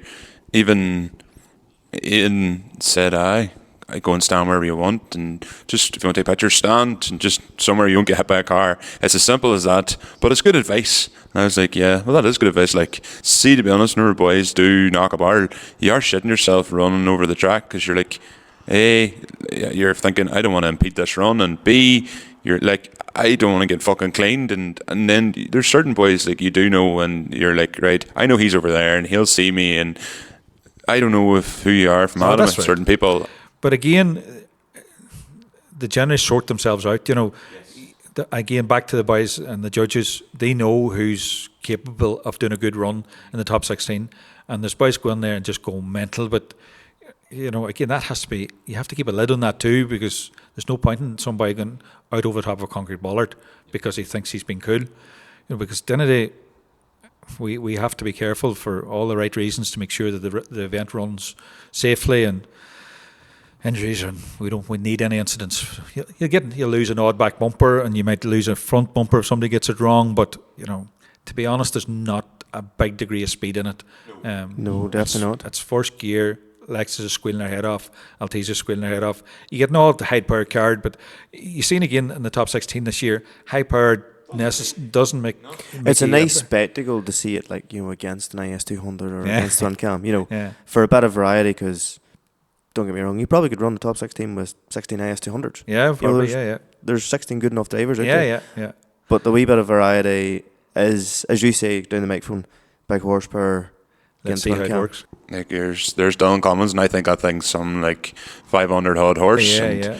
And high boost, and he probably wasn't running high boost, but she probably still 400 horsepower, and he got put out by Alexis. Wilson put it out. Could have been. But again, combination of a brilliant driver in Dylan and a man that can handle the pressure, because a big pile of that, the pressure gets the guys in there, the adrenaline, all them things, it all goes into the mix. And we be quietly hyping them up when we get to the pits area, because I know if they're hyped, then I get a spectacle, and it's just how it works. But again, Dylan, brilliant, and he was pissed this year, I think, that he didn't want it. But hey, that's the joys of a knockout competition. Sometimes you get it right, and sometimes you get it wrong. Sure, Dwayne McKeever in 2017 got put out. Perfect example. One of the best drivers steer from the rear event in the world. Oh, that's right. Yeah. Literally in the world, and still gets put out of the top 16. Yeah. But that's the joys of the competition, and that's what makes it the spectacle that it is. So that's the idea of taking the spectacle to another venue to see if we can, create the same thing to give us the ability to go to further venues. Yes. And as I said earlier, just to keep King of the Cone in Donegal, and then try King of the Rings as a different brand. You could do King of the Rings anywhere. That's literally the thing. It's 1 year you could do Longford and somewhere else. The next year you could be in Kerry or Raleigh Lakes. Which, to be honest, I do think that would be. Is there anything like King of the Cone though anywhere else? Obviously there could be a slab. Not officially. People have tried to. I suppose. People say they have a King of the Cone competition, but I think that the brand is strong enough in its own right to still stay in Donegal as the original King of the Cone top 16 competition. The flagship event, yeah. So that in itself, what Aidan has built over the years, is testament to what he has done, and that it can keep growing from a very, very small acorn to what it is now, and it can go on from there. And that's what we had hoped to do with the other brand, to take it till, as you say, maybe till some of the rallies, because we've had major plaudits from the guards and Letterkenny about being able to tidy up the roads and keep them inside. And so that concept in my head should work at other events and other venues. So again, if you can keep incidents down on the road and have it in a closed and secure and controlled environment, then it works for everybody. Well, like, I suppose, Longford being the typical example now coming up, like, realistically, if you were away for rally weekend, you weren't fit to go, you still steer, now's your chance to go to Granard, to have the crack, and, there is obviously the top 16 there too, and you could end up looking like a fucking tit like we look like now. Oh, not to sound. So we're all kings. Tip of the crown. Yeah, of course. Well, like, how did you settle in Granard? Because whenever you rung me that night, whatever night it was, you rung me and said, Michael, we're thinking of doing an event, and I nearly fell off the chair, and I was like, holy fuck, this is all my Christmas come at once, the fuck. And 3 days later, Conor, the McGillions been on to me. Right, where's this going? But so you rung me and said, look, we're thinking we've got somewhere set up in... Do you want me to take the tit bit out, or is that a bit? Like, I couldn't give a fuck. as long as you don't give a fuck, I don't want to. And, you said, we've got a yard sort of in around Granard in County Longford, and I was thinking, right, well, fair enough, give them something back to the people of the Midlands, as they really don't have much. And ouch. Yo. You're talking about your fucking blue clay, and you're saying they've got bad land or whatever. I know, but like, still, it's just the Midlands. Like, half of our listeners are from there, like, and I'm sure they'll be like, not be coming to me with a pitchfork, like. Probably not. Surprise you. Lovely people. Of all places, like, how do you come up in 32 counties? How do you come up with Granard and Longford? Like, where does it start? The universe. Put it out there. And it's a long story, which I'll not bore you with all the details, but a man knew a man. Yes. And the first man told the second man about me and the concept and the idea. And myself and Barry went to look at an airfield in Longford, and it was fabulous for parking, but it was on tarmac. So we didn't want to take the risk of, running tarmac and ripping it up and just making an arse of the thing. So starting off poorly. So we sort of parked that very early. So the first man introduced me to the second man, and we had a phone call. Yes. So in the process of the phone call, conversation went, I said, look, I was down in Longford there. Now this guy's based in the north. I was down in Longford looking at an airfield. It was on tarmac, and it's not really not right for us. I'd rather be in concrete. Oh, he says, I have a yard for you. I says, right, where's your yard? He says, I have a big yard there in Granard, pure concrete. Probably needs a wee bit of a tidy up. He says, but if you want to do that, sir, work away. Okay. So I rang Barry. That's not a bad phone call. No, I rang Barry. I says, we've got a yard in Granard. Told him the story. Right, let's go look at it. So went down and looked at it, and it was just, you're thinking, oh my God, this is just perfect. And that's what it was. Is people will see it now. We're going tomorrow, being Wednesday of whatever week we're in, just to do a final tidy up. The concrete bollards are all delivered. We're waiting for crowd control, but that'll all happen in the next sort of 3 to 4 days, where we're starting getting videos to let people see exactly what's going on down there. And it's a fabulous venue. Slight slope on the concrete yard, but it's massive. Like, it's probably... I was about to ask, how much bigger compared to King of the Cone? We could put... It's probably... The slab itself is probably 4 times bigger. So it just... The organising side of it leaves it a lot easier. We're not sure how many's going to turn up. But we have to be ready for a big crowd, which is great to know that we might have a big crowd. So that'll all appear in videos now towards the end of this week and maybe starting next week, to let people see the actual scale of it, because it's very big. But it doesn't need to be massive, because if it's massive then it gets out of control. It just means that there's good standing for the crowd. The cars can go around the back to get into the actual arena. So it's a great setup, and we've been blessed to find somewhere like that. So, see, in regards, Sheamus, like, what time is the event going to start at? And like, so it's 12 to 7, and it's only going to be a one-day event. There's been, for now, yeah, absolutely. We're absolutely testing the brand and see if we can take it to other areas. And as I mentioned earlier, I feel that the different game is at its absolute height just now. So there's an appetite for somebody to come into the game and put on events and run them professionally and do it well. Because as we know in this game, there's plenty of people put on quarry events and whatever events and events here and events there, and they're just a free for all. And you can see what happened in not too distant from here last night at a roundabout when there was police Land Rovers involved. You know that's bad for the image. By going round a roundabout and a crowd egging them on, and then I don't know if you've seen it or not, but it was there. Which we get sent that first thing this morning. You just think that's not the image that this game needs. And it further gives us the belief that we can go and do it professionally and take the guys, and you still get that. That's the reality of life, and young boys and backwheel drives, and they'll still do that. But if we can keep it to a minimum and run it in a controlled environment, then you take the risk out of somebody getting. And give it a bit of competition as well. Absolutely, I love the top 16 element of it, and I think the people enjoy that side of it too, So. Like there's one thing saying yes, you can diff, yes you can steer, but it's one thing putting two fellas together that both can steer, 100%, and there's a wee bit of adrenaline in there. Well, adrenaline is the big thing. That's what causes the mistakes, That's where people, and the boys that can handle it, like Conor McGillion would sit nearly with his arm out the window, and Sheamus sitting over in the passenger seat directing operations, and he can just do that nearly with his eyes closed, but he doesn't want it all the time. And I think he was saying to me there at Donegal that he'd won it 5 times, that there was one year we had 2 competitions on a Friday and Saturday, and he won both of them, or Saturday and Sunday, whatever it was. But the reality is that he's good at it. But the likes of Keenan Deegan and them lads that are new to the scene, they'll come back next year, far better drivers with a lot more experience to be able to go in and breathe, because they go in and don't breathe, and next thing they're on top of the cone and they think, oh shit, where did that go wrong? Because they could do it without the pressure and the X number of people that's looking at them around the arena.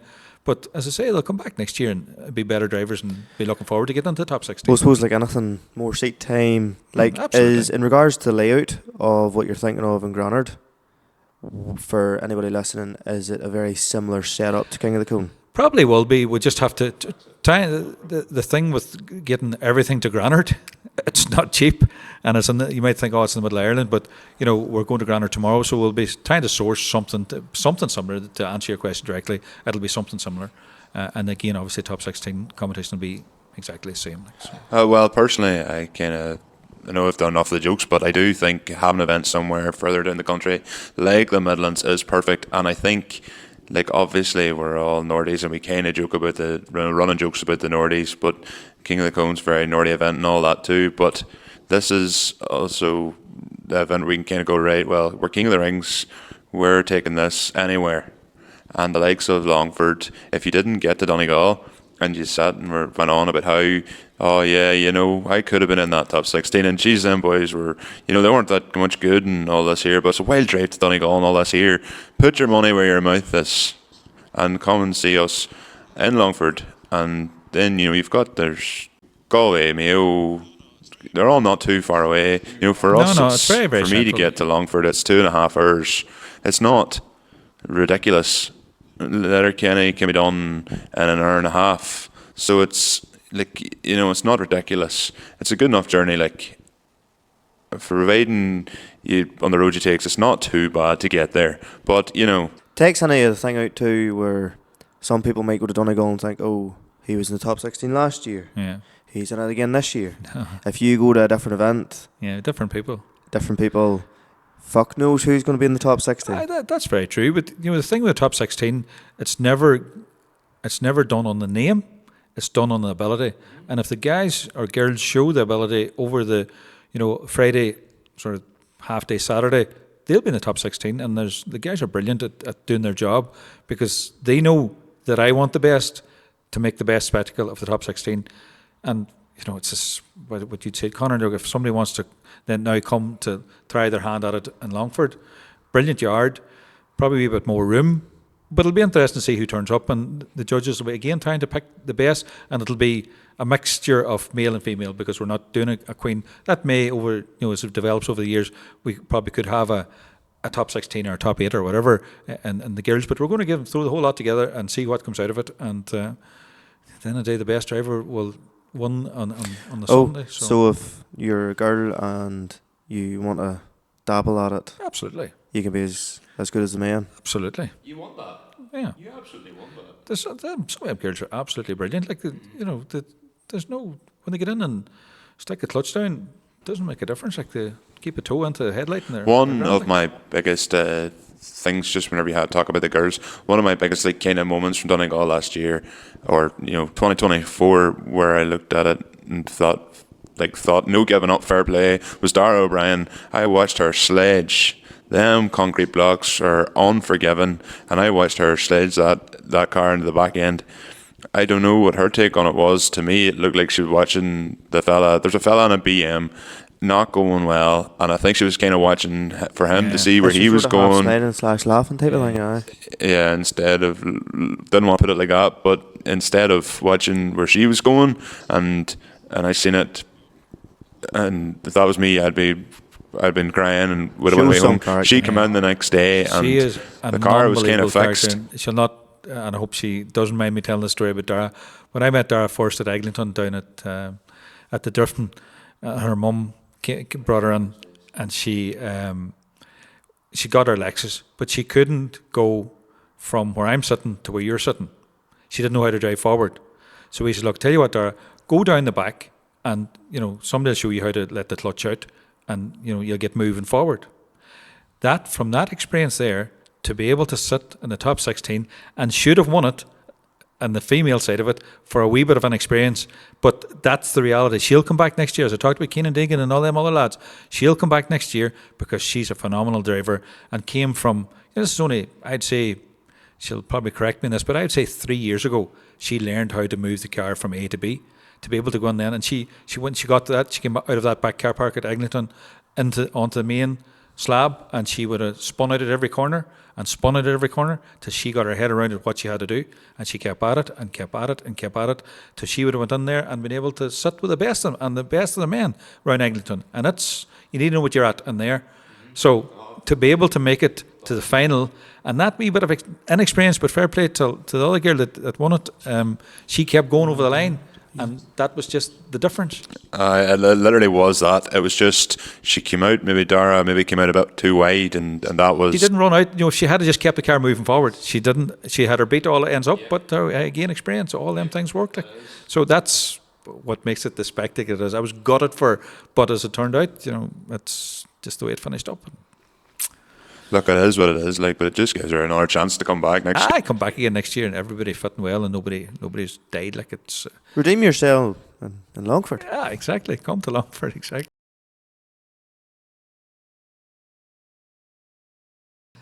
Look, I think the location's a big thing. Central.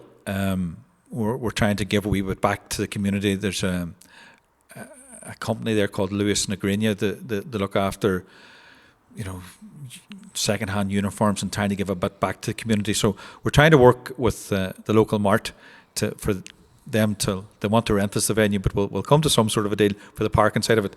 But we wanted to be able to for the people who are parking, just to give a donation to a local charity, just to give a bit back, because we're strangers coming into town with this event on a Sunday. But we've, again, back to the sergeant, Kieran Madigan, and he's since a fabulous concept, because you just sort of alluded to it earlier, Conor, that it's in the Midlands and there's not a wild pile going on, and it's trying to bring something. Letterkenny's completely different, because there's maybe £1 million left in Letterkenny on Donegal Rally weekend, or maybe more. I don't know what the numbers would be like, but I know it's serious money. But to bring an event on a Sunday in September to a small town in the middle of Ireland can only help the town. And obviously we're there it's a financial investment for us, and to try and get a few pound back out again. But if we can give something back to the community, then sure, that's a good thing as well. So Saturday's the 14th of September. I was just, for if it's Sunday, it'll be squeaky bum time if I'll even get to it. Saturday 14th. It's the 14th. Aye, so Saturday, aye. Jesus. Right, I know. I thought Lipsy shows on the Sunday the 15th. That's what it is. Well, that's what kind of ruined his thing at the Mart.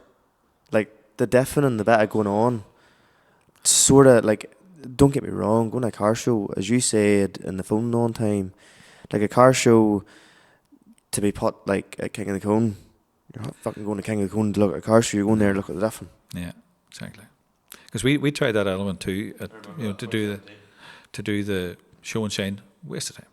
Complete waste. Well, actually, I don't know if I fully agree with that. Maybe for you guys it was a waste of time, but see, to be honest, like I was parked inside the shed, and there was 2 or 3 of us inside the shed, and all together, and I actually thought it was probably did work in the shed. We tried it out in the field. Then it probably didn't work as well in the field. No. But the shed element, I suppose, it's back till the early 2000s, indoor, carpeted, bit of atmosphere, Bit of prestige about it. a bit of prestige of getting in there. All them things, I suppose, and we tried to do that again back in the day to have the best of the best. Yes.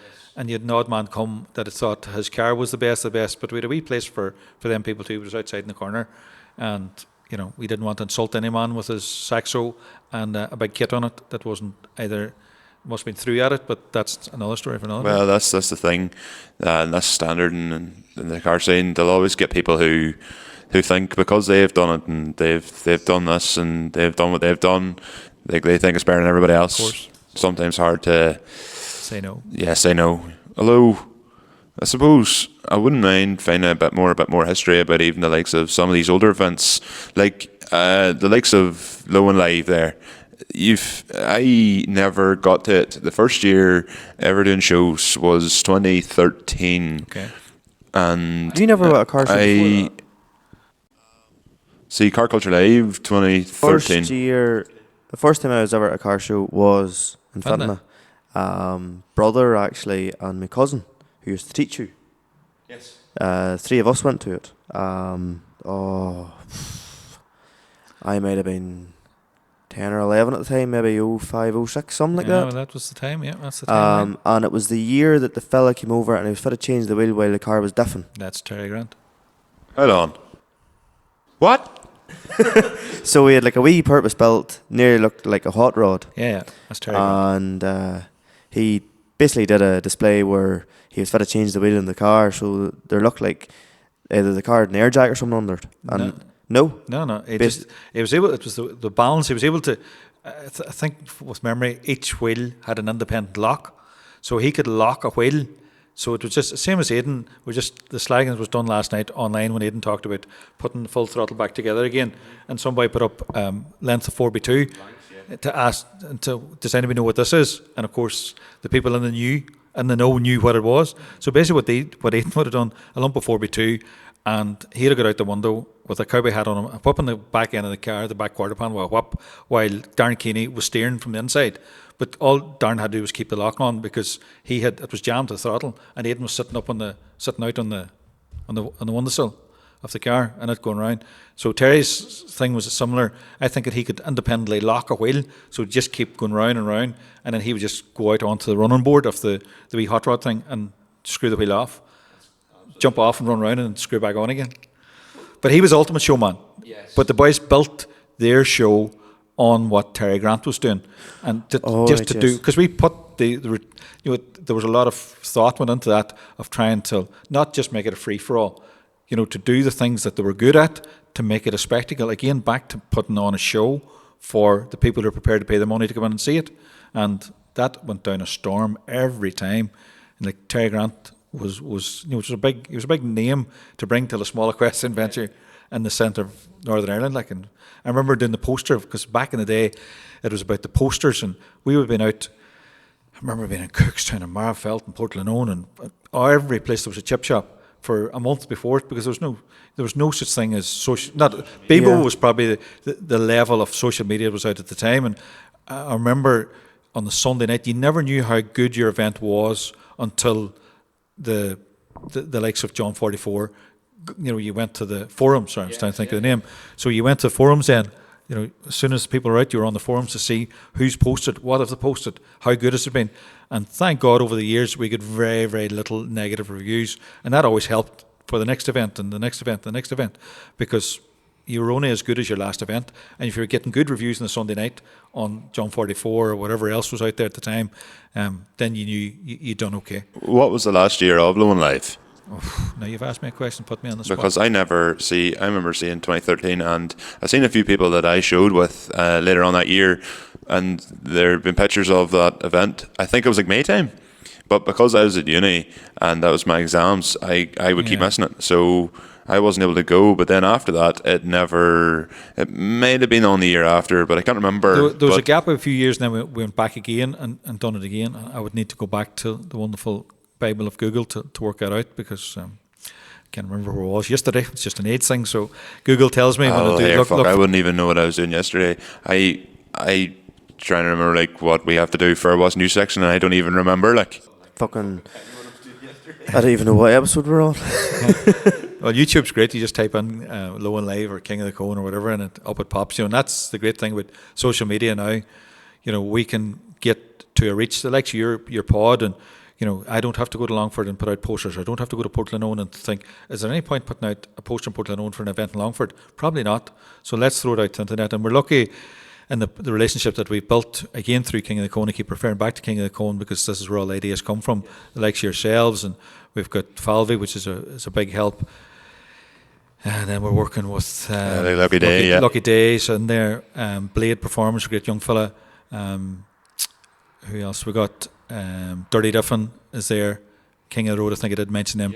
So that's 6 really, really strong partners. Like I have a very small following, Barry has a small following. You know, so the reality is that we've got to work with partners to get the event out there. And I said it earlier, there's no point in putting on the best event in Europe or the world if people don't know what's on. So this idea is sitting here on a Tuesday night talking to you lads about, you know, let people know what's on. And then it's up to us to put on the event and then let the people decide then are they going to go to it or not. So how did you end up getting in? And a couple of things have come in mind I want to go back to as well, and that list as well. But I think it's just because I missed it, and I know I went past it, but I'll come back to that in a minute. Yes. The one that's popping in from my head, and I don't want to you know kind of lose it. This question because I'll probably forget. How did you end up getting Maura Fay? You know, of the two Johnnies at the time, she's not the two Johnnies anymore. She's actually reporting now herself that she wants to move on with her own career. Mad story. We were sitting, myself and Aidan and Barry was sitting in a couple of days before. We were just getting ready for King of the Cone, and John, who had mentioned before, John Barry, came down. He says, "There's a reporter looking to speak to you," and Aidan says, "You speak to her." I said, "That's all right." And John says, "Good man, Seamus." So I went and I rang Maura. And again, reporting can either come with a positive vibe or a negative vibe. So I made it very clear from the start. I said, "Maura, I don't know you've Madam down." I says, "You're more than welcome to come to our event, but I want this to be portrayed in a positive light because there's enough negative stuff going on about this game. But you're more than welcome to come along and see what you think." So on the Saturday, I was walking over, and I remember it well, I was walking over towards where Stephen Lipsett's stand was at the event. And I thought, wonder where Maura is. And as soon as I put that thought in my head, phone rang. Maura Fay, "I'm at the gate, Seamus, can you come and meet me?" No bother. So I had no clue who this woman was. And walking around, and it might have been you, Conor, a couple of people said, "Hello, Maura." That's not right. Conor walked past and he says, Conor's still a bit better with that. Like. And I didn't know who this boy was either. But Conor says, "Hello, Maura, what are you doing here?" And I thought, right, Maura, let's stop here. I said, "I have no clue." And I said, "Pardon my ignorance, I have no clue who you are." I said, "But you must be famous." "I'm not really. A report for RTE, but I produce for the two Johnnies." I said, "All right, so you are famous then." And that's how the relationship started. And she was just brilliant. And she would ring me through the day, "Can we do another wee bit, Seamus?" And similar to this here, it was segments done, and she went and edited it. And she sent me the text then on Monday evening, says, "You're on at 9:30 on Radio 1. Claire Byrne show, wasn't it? Tuesday morning on Claire Byrne show." I was trying to think of the name, Claire Byrne show. And I was going, "Oh, shit. Here we go. This is going to be really good or really bad." And I had no idea what it was going to be like. I didn't tell anybody. I went away on my own to listen to it, and I thought, shit, this is going to go good or bad. And it turned out brilliant. But she edited it beyond belief. And it just was such a positive experience. And there was nobody that had been interviewed that was pre-told what to do. They spoke from their heart. And she went and she got it live from the drivers, from the girls and the boys. And it was just a fantastic piece of, what's the word I'm looking for, journalism or whatever that. Yeah. She put it together really, really well. So, to try and get that, and again, there's another story with the Was Johnny B not meant to go to? Yes, as well? he was. Yeah, it happened then when they departed 2FM, they were going out and doing their own thing. But again, I talked about the universe earlier. I'll tell you this one, and I'll probably get shot by the other men for telling the story, but I'll tell it anyway. I was in Mullingar with the pony for 4 days last week. The week prior to that was Dublin, and I was staying in accommodation. We parked in this accommodation, and the car was parked. Is that the one at the RDS? Yes, this is the horse with RDS. I've been there before. So we had parked in our accommodation. It's tight parking. And so there's somebody else there in front of me parking where we should have been parked. So I said, look, when they need us, they'll come and get us. So sometime after, a woman come and knocked the door. She said, sorry, you wouldn't mind moving your car? Do we get out? I said, no problem at all. I went out, and out of the accommodation beside us came Davy Russell. Do you know who Davy Russell is? They don't. The blank looks tell it all. So Davy Russell is a very famous jockey, now retired. But I said, the boiled Davy Russell. Now that's the same as you meeting somebody, Dave Egan or something, known famous, and saying, how's it going, Dave? Because he might recognise you. Obviously, Davy Russell wasn't going to recognise me. But anyway, brief couple of conversations through the 3 or 4 days that we were there. And I'd met him then. So we went to the ponies in Mullingar last week, and his son rides as well. And he had a bad fall. And I said, met Davy a couple of times, and I says, what about the cub? He's all right, good man. He says, he's okay.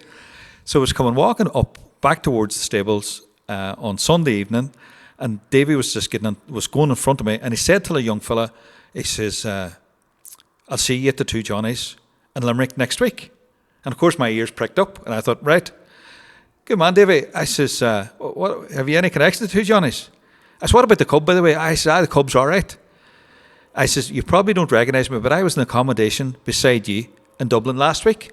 I said, Jesus, good man. He said, I knew it from somewhere, but could I place you? I said, Davy, many people would say, how you doing, Davy? Just because you're Davy Russell. He says, you must think I'm an awful bollocks. He said, that I didn't speak to you. I says, look, I didn't pass any remarks. But I'm an awful bollocks. I should have remembered that. He says, do you want Johnny B's number? I says, right. I says, would absolutely love it. So long story short, which is probably a long story there, I managed to get Johnny B's number. So we've been in contact about maybe doing a better promotion for this, whether it happens or not, and we may be able to do something together in the future. But it just shows, I mentioned this word earlier, the universe. What was the chances of me, first of all, meeting Davy Russell last week, then bumping into him this week, and him to give me Johnny B's number? And you're not getting it. I wasn't going to ask for it anyway. If I'm going to do that, I will do that on my own merit. I have spoke to him on Instagram a couple of times, but yeah, that'd be the height of it. Like, but funny, you speak of Johnny B. They actually done you a while better promotion about maybe 3 or 4 months ago. Yeah. They were talking about one of their episodes was called "Hop It Off the Limiter," hit the limiter or something, and they were talking about like the Diffin and all this, and talked about King of the Cone, and they know there's an event called King of the Cone, and he had said like he would like to go see it. Just it worked out that we would have had them in a heartbeat, but just timelines didn't work out. They were going to Australia, but we got the second best, I suppose, and not because Mara's brilliant in her own right, don't get me wrong, but to get her and her connection with the two guys, that might take a while to develop that relationship, but I'd be keen to work with them because I think Johnny B genuinely would actually be quite keen for that. He seems, even the way he does his jokes and stuff, is always very farmerish and all that there. Your other lad, Johnny Smacks, he would be more into sports and all that stuff. It's more Johnny B would be more definitely more farmeric. Yeah. And funny, even last year around the Donegal time, having listened to him, he was more or less just saying, it just sounds like good crack. Yeah. That's what they're up for the crack, and now they've got themselves a profile with their concert, and it mightn't always be the most PC song that you'll ever hear, but it's getting them a profile. Oh, of course. And if people, Irish being Irish, can have a laugh at themselves, generally they'll have a laugh at themselves. Yes. And they're cornering a market which I think there's a lot of mileage in as well. So yeah, that's right. There may be something in the future, and you never know. Well, I do think, and I think you're actually absolutely right in that one, because, aside from South Africa, there's nowhere else really in the world where, they call it spinning. Spinning, yeah. They call it spinning. And it is mental. To be fair, there's boys that would do all that here too, over here, if they got a chance, if they were let get away with it. If you go to any rural, like primary school, or any sort of country secondary school, yeah, it's not so much. Yes, you have your Xbox years and your PlayStation years. Yeah, but if you go on to like PlayStation, any racing game, the amount of games that it's just young fellas and IS200s or twin cams, different. Yeah. But that's all like they're really bothered about. And now, suppose with like D turbos and everything else becoming cult cars and Mark IV Golfs and that, that's all the young fellas want. Yeah, well, sure. You see the prices where prices have gone. If you take it in the that late 80s, if you were selling twin cams at 3.5, 4, 5 grand, and now you can give X amount. Depends who you buy it off. We'll not say any more about that one. So it's a cult, and boys whether trying to relive their childhood or whatever their teenage years, that they've got the disposable income now to buy a twin cam that's fully restored and put it in the shed, and never even turn it on. But it's mad. I know a neighbour of mine is supposedly, if I've been told correctly, has went to Scotland quite recently and brought home a 360 turbo. See, that's the thing. But it's Feldspec. Whereas Feldspec. Whenever we were 21, 22, you'd thought you look like not like you look like a dick in a D turbo, but you thought you were too old for a 306. Yeah. Now it's cool at any fucking age. Oh yeah. Because there's that little disposal of them on the road. That's right, and a lot of them now, their fathers had them, and now the son. Yes. And the father's living his dream through the son because he can afford to get him one now. And Sheamus, how the fuck did you get into cars to begin with? I was literally about to ask that. You've asked too many questions. I just always had an interest, I suppose, more than couldn't drive out of your road. That's the other thing. Aidan had that talent. Thank fuck I didn't park behind you.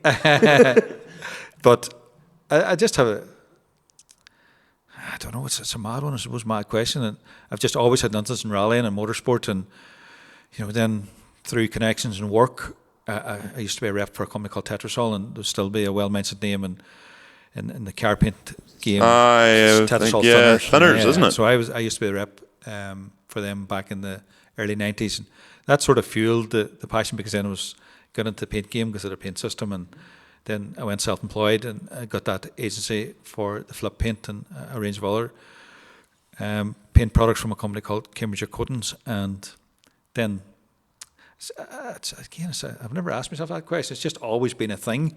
I suppose my uncle, who's had a garage, my cousin, his son, actually was killed in a car accident when he was 23, and they're always a big interest in cars. I remember me and him as two cubs.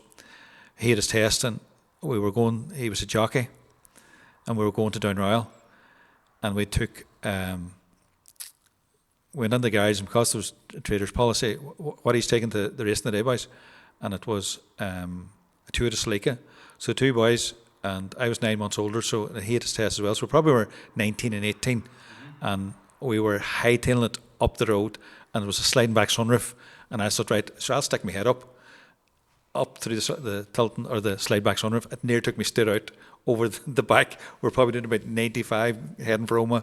But mad things like that, again, as cubs doing crazy things in cars that you probably shouldn't be doing and getting away with. But unfortunately, he lost his life in a car accident through no fault of his own. But that's sorry to hear.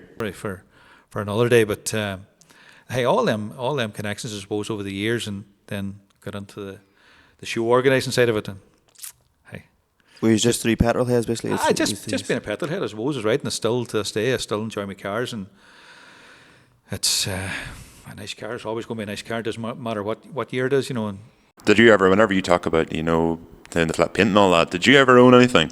No, never had anything modified.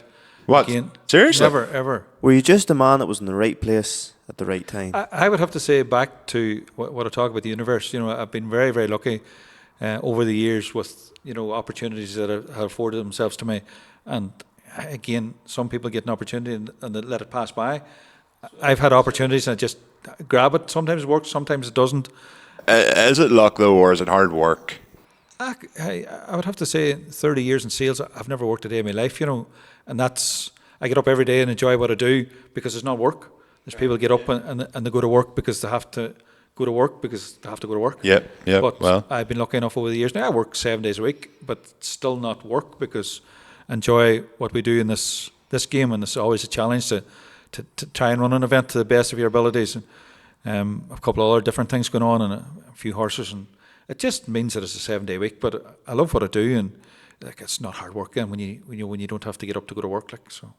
I'll be in Longford tomorrow. Barry's picking me up at 7:30. We'll be in Longford 9 o'clock tomorrow morning. We'll probably stay there till probably get dark about 8 now, so 8:30. We'll stay there till as long as it stays light.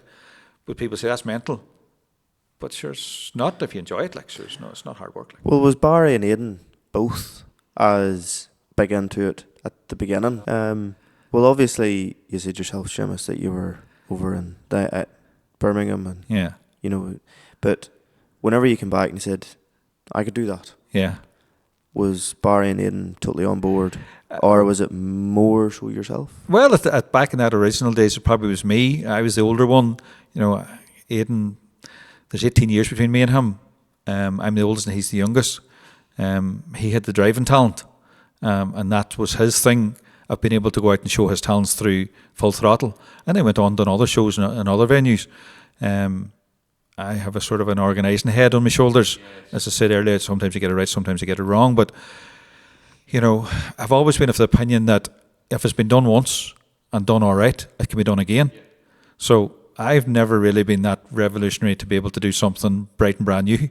I've just been able to go and copy somebody else and do it in a, similar. Just do it and try and do it maybe a wee bit differently. But generally, all the concepts that have been involved over the years have been copied from somewhere else to just try and do it. Well, it's a fresh taste on an old idea, you know. Probably right. Yeah, I suppose one of the other things that I've been kind of thinking here is, like, see the likes you're talking about this show and the likes of, Low and Live, and we've had kind of all that sort of stuff with people. It's like, see nowadays, like any show, you don't really get that anymore. Like, it's supposed to be a thing of the past, really. What do you think killed that? To the peaks and troughs, things be fashionable and then they go out of fashion, and that's what I think has happened. That side of it, when we went back to Ecclesville, you actually couldn't do. I've been in Ecclesville quite regular, and I've still thought about it, for old times' sake, come back again. Yes. But the car parks got that rough that you couldn't do it again. Back to that tarmac scenario. If it had been concrete, it would have stood the test of time. There's actually a concrete area in the what they call the courtyard, but it's too constricted. You would have health and safety would absolutely blow your brains out because it just wouldn't work. But back to what I said earlier, the different game seems to be at its height just now. The competition element seems to be at its height. So the idea is that let's run with this in a different venue to see if we can create a new brand to be able to then take that brand to other venues. And as I said, leave Keevan and Conan and Donegal to have its own identity. So I just think it's peaks and troughs. That has just died away because there's other promoters have tried, and for whatever reason they've lost that element to it, and they've just become static shows. Insurance is always a big issue. Like, insurance is an absolute nightmare. We've been lucky enough now with our insurance policy that we've had no claims on it. I thought it's bound to come down this year, but it did not. It went up. No, but, I don't think there's any chance of that happening. You can't run without it. It's a big part of the investment that we put into the show. But you just can't run without it, and that's the pure and simple truth. Like. So say I'm Joe Bloggs and rear-wheel drive car. I go to Granard. I get into your top 16. I win it. Mm-hmm. Do I get to go with King of the Cone then next year? That would be up for discussion. Well, look, maybe at some stage that you might have a qualifying event. There's probably something that we might need to do different for next year in King of the Cone, and that we might have to introduce do something different. Because I'd be like, I'm as good as Shea Loughren. Yeah. I am not as good as Shea Loughren, but the reality of me standing in the middle of that arena with a draw sheet, I can make that top 32 if I want. I can make it top 48. That's the reality of what I do. I can run a draw sheet and run it easily. You don't want it to get out of hand and make it too long. I think top 16 is perfect. You could maybe, if you wanted to, if the boys, and I said that to Paul, I said, look, Paul, if you're under pressure that there's people that you want on, I'll run a few preliminaries before, you can have a couple of preliminaries, maybe run 4 preliminaries, the winners that, then get into top 16. So a draw sheet's simple to run. I've been doing them for years and it's not overly difficult. So you've always got that flexibility to be able to work with a draw sheet if you find that there's boys there and I just can't leave that way out. So that's maybe something we could do next year. There's other options that, you could run qualifying events at, just to do 4 events and 4 qualifying spots. So the winners of the 4, this is only coming out of my head, so don't think that this has even been discussed, so it's the way my head works, that you could have 4 qualifying events and they don't get into top 16, but they're in the preliminaries. Yes. So they're still in the ballpark of being able to get into the top 16, but it's just that's just come out of the top of my crazy head. It's one of them things, I think, where you'll probably never please anyone. And I've had this talk with others even about this event, and people saying, oh well, what about this, and what about this, and I'm like, well, you could do this, but then you have that problem, and if you try this, well then this becomes your problem. And I just reply going, look, the reality is I can't fucking please you all. So the way I see it is, if you show up, you show up. You don't, and it is what it is. I think even if you did do preliminaries or something, there'd be people would be going, how was I so far down? How did I end up there? Why am I in a preliminary? Why did I not deserve top 16? I could pick 6 drivers this year who I thought, if you'd have told me they're in the top 16, I'd have went, yep, of course they should be, yep. Well, we've actually so bit of fourth wall breaking. We had to stop for a couple of things there, and then we had a chat. I need a push. Then we ended up kind of going off tangent and chatting about fewer things, and and half an hour's passed. And at one point we were like, shit, yeah, we're recording, so we've come back to ourselves. So a couple of other things, obviously me and Conor are very, very, very happy to be taken on as kind of co-partners for this, literally just fucking buzzing with it. You've mentioned a few other big names, the likes of Lucky Day competitions, and well, I'll go through the couple of them because people might want to know about it and how you have a relationship with them. The likes of Lucky Day there. How did you fall in with them? Again, me being me, just ring them up. Here's who I am. Here's what I'm about. Here's what you can bring to the party. Here's that we can get back to you. So it's all. We talk about JVs, joint ventures. It's all about joint ventures. We're here sitting talking to you guys to try and help your brand as you're obviously helping our brand. It's the same with Lucky Day. They've got the demographic that we're trying to talk to. Sammy does a brilliant job with all the stuff that she does online. Big Dog, they're all brilliant to work with, and we've been up in the yard. And the reality is that as I said earlier too, that I have a bit of a reach, which is minimal. It's probably all horsey people, which is no good for us for that particular weekend. Barry has a bit of a reach, but the reality is you guys have a reach. Kings of the Road have a reach. Lucky Day have a reach. Valve has a reach. Blade has a reach, and Derry Drift has a reach as well.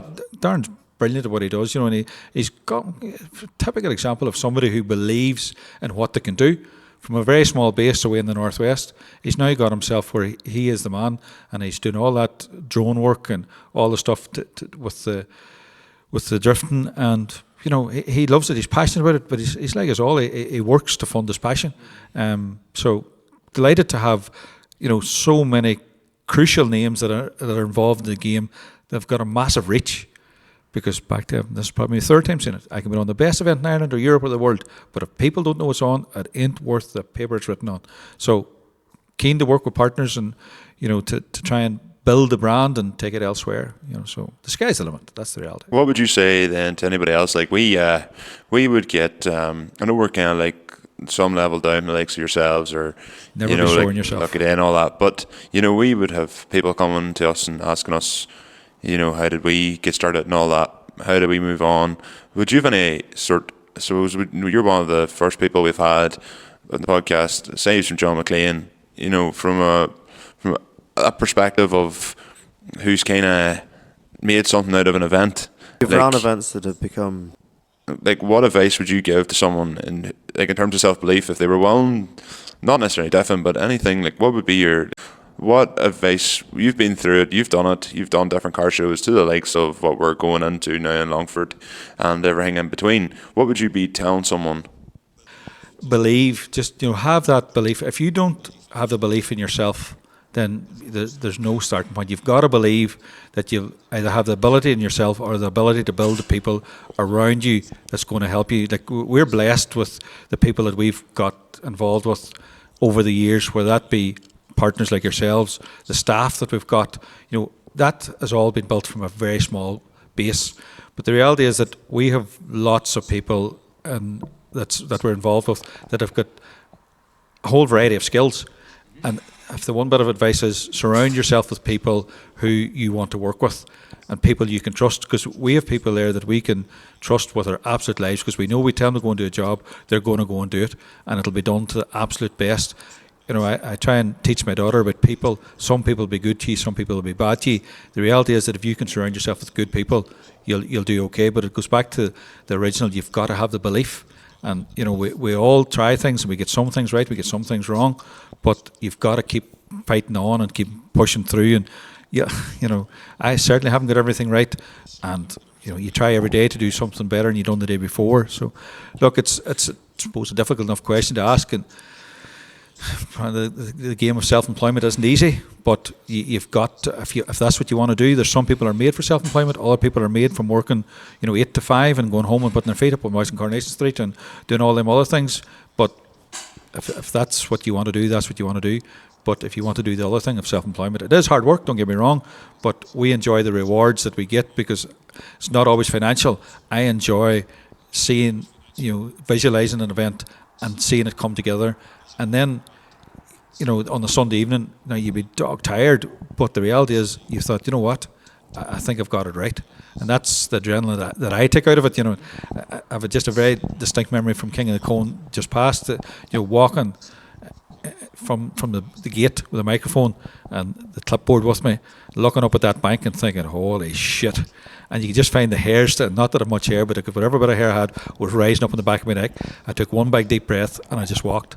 And that was it. Like, and then, once you start, it's brilliant. Like, but that's what you work towards all year. You're working from one end of the year to the next to try and get back to Donegal and do your thing. So, look, it's not for everybody to do self-employment. But look, anybody wants a bit of advice, or the phone's always there. You can contact you guys. I'll speak to anybody that wants to do whatever.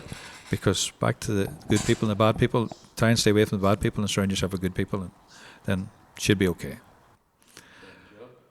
Seamus, thanks very much. Well, boys, I really appreciate it. It's been an absolute fucking pleasure to have you on. I appreciate the opportunity. The opportunity has been afforded to us, and delighted to be sitting here talking to you. And if there's anything we can do to help your brand and help you move forward, then this is the way. Like there's no other way.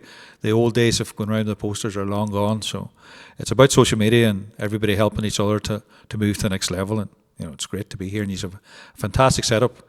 I never thought I'd be sitting in a shed in Portland on a Tuesday evening talking into a microphone with a cape and a crown on me, but that's here we are. That's a bit to bring up is you just took the words out of my mouth. Is at any point did you ever forget you were wearing the cape and the crown? Yeah, it does. Sure, it's all part of the game. Whenever you start talking, whenever you're talking on the microphone of the podcast, and I would say this to anybody or people who've still hemmed and hawed about coming on, and start being like, no, I couldn't do it or whatever. See, after a while, you just forget, and it just becomes conversation. Anybody that I'm fairly eloquent, so that's putting that nicely. But it's such a relaxed atmosphere. Like it's just for anybody that wants to help promote their business, whether it be whatever business.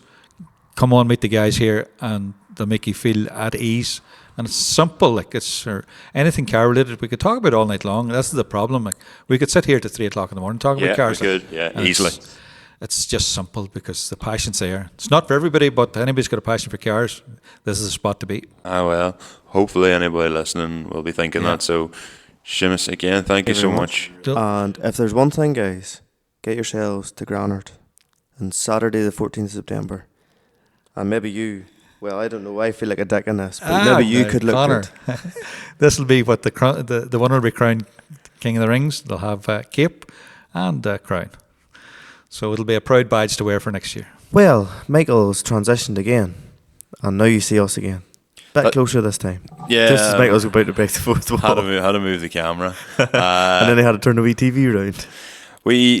Look, Sheamus, very, very informative. A lot of history there as well. Like, even I didn't know Low and Live was his thing until it's amazing 2 weeks ago. What I found listening back to even Danny's podcast, it's fucking amazing the stories that somebody you wouldn't even take 3 thoughts of what they have, That'll be a good lesson too. Yeah, definitely. Hopefully you've enjoyed it. Well, you're at this stage now, so I'm assuming you did. So, to be honest, I threw up questions because I didn't have as many things to put together for this week for the big old skids and one wheel peel section. So I kind of cheated a bit. I can't even mind the last time we properly did them. Questions? No, the big old skid and one wheel peel. Oh, that's what I've always just been calling them, but I don't know why I even refer to them as that anymore. But it's just like, oh yeah, no, this here good. It's a big old skid. That's what I've been doing anyway. So. Fair enough. Although maybe someone more eagle-eyed than me will have listened back at what you haven't said this in months, and I'll be like, okay.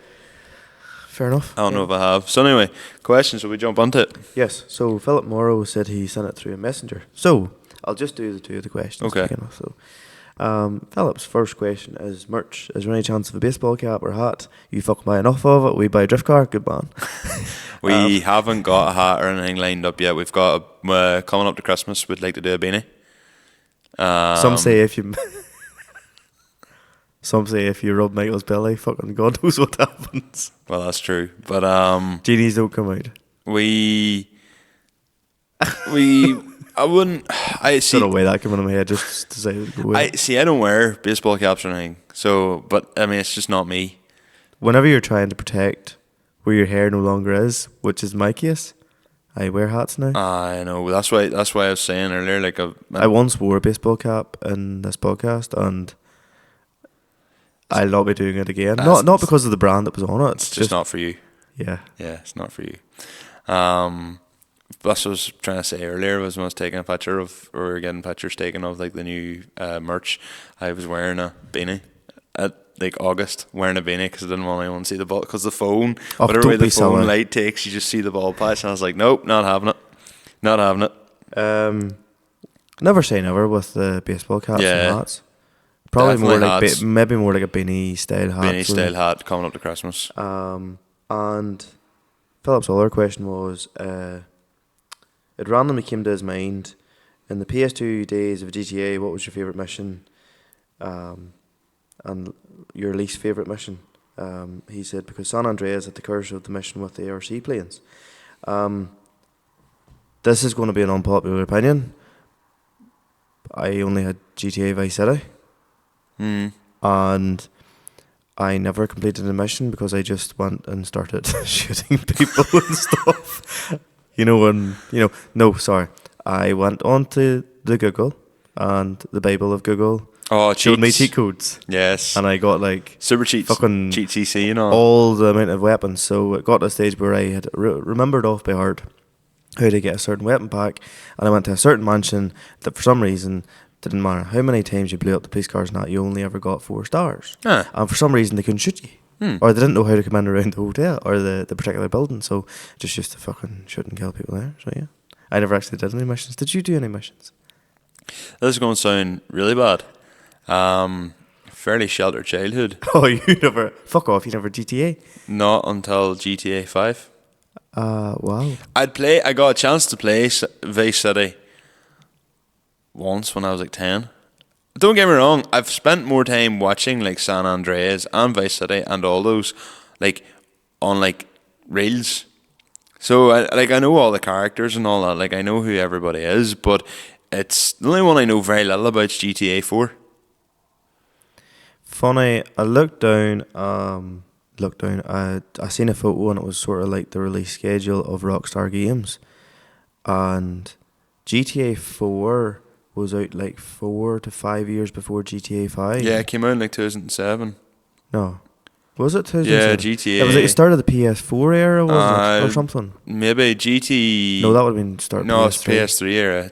GTA... It was I still had City. GTA 5 on the PS3 at the start.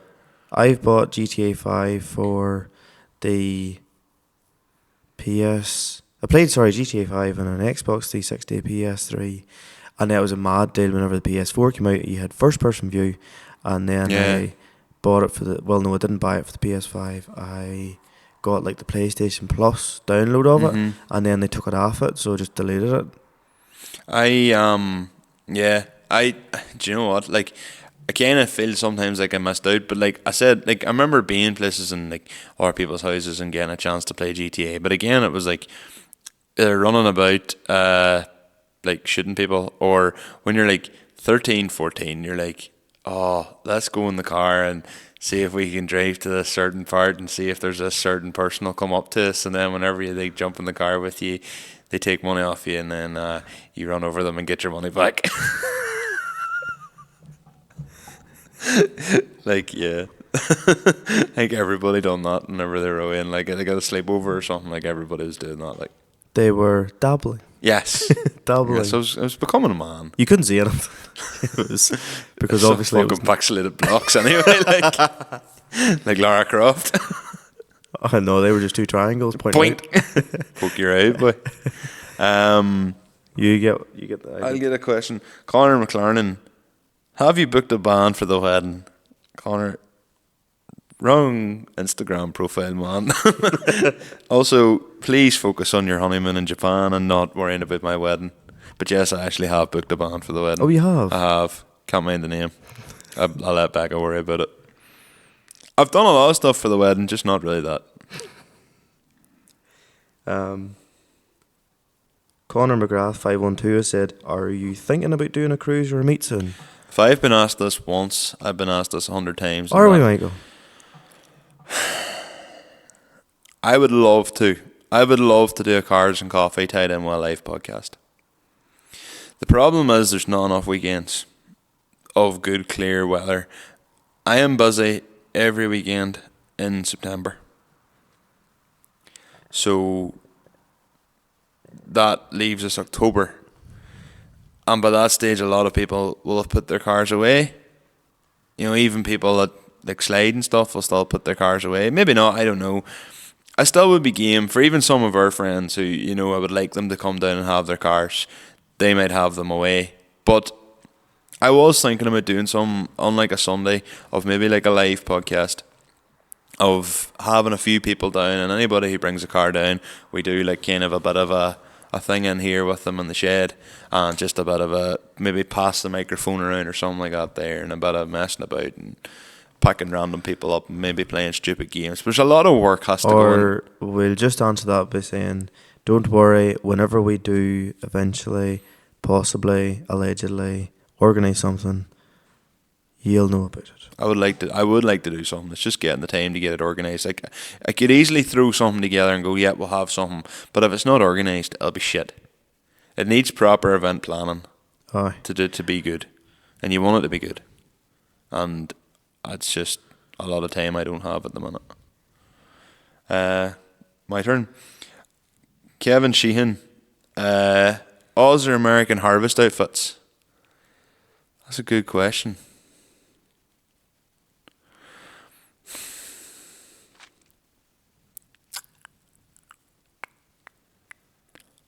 So just to interject in Michael's pause there where he does that.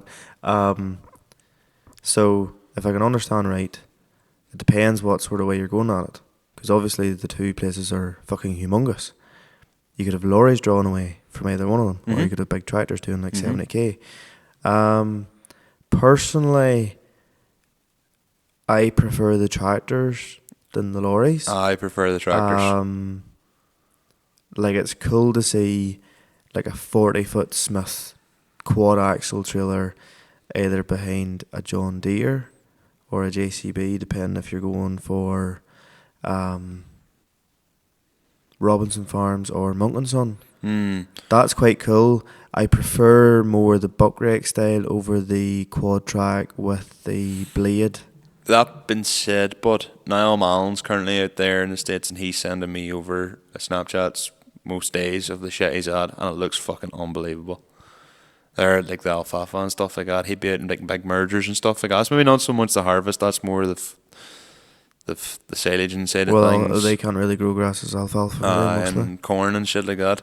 And it is all going into lorries and stuff, but it is, I don't know. Like, Park Leonard's over there at Monk & Sons, and he sends me snaps all the time as well of all the shit they're going, like, and it's deadly. class too, like. Can't answer that one. Jeez, I don't know. I would take a shot at either of them. I would happily go to either of them. If Robinson phoned you in the morning or Monk & Son phoned you in the morning, which one do you go to? Robinson's the American one. I know a boy who worked for Robinson Farms, and he loved it. Who was that? Mark McAvoy. Oh. Went to uni with him.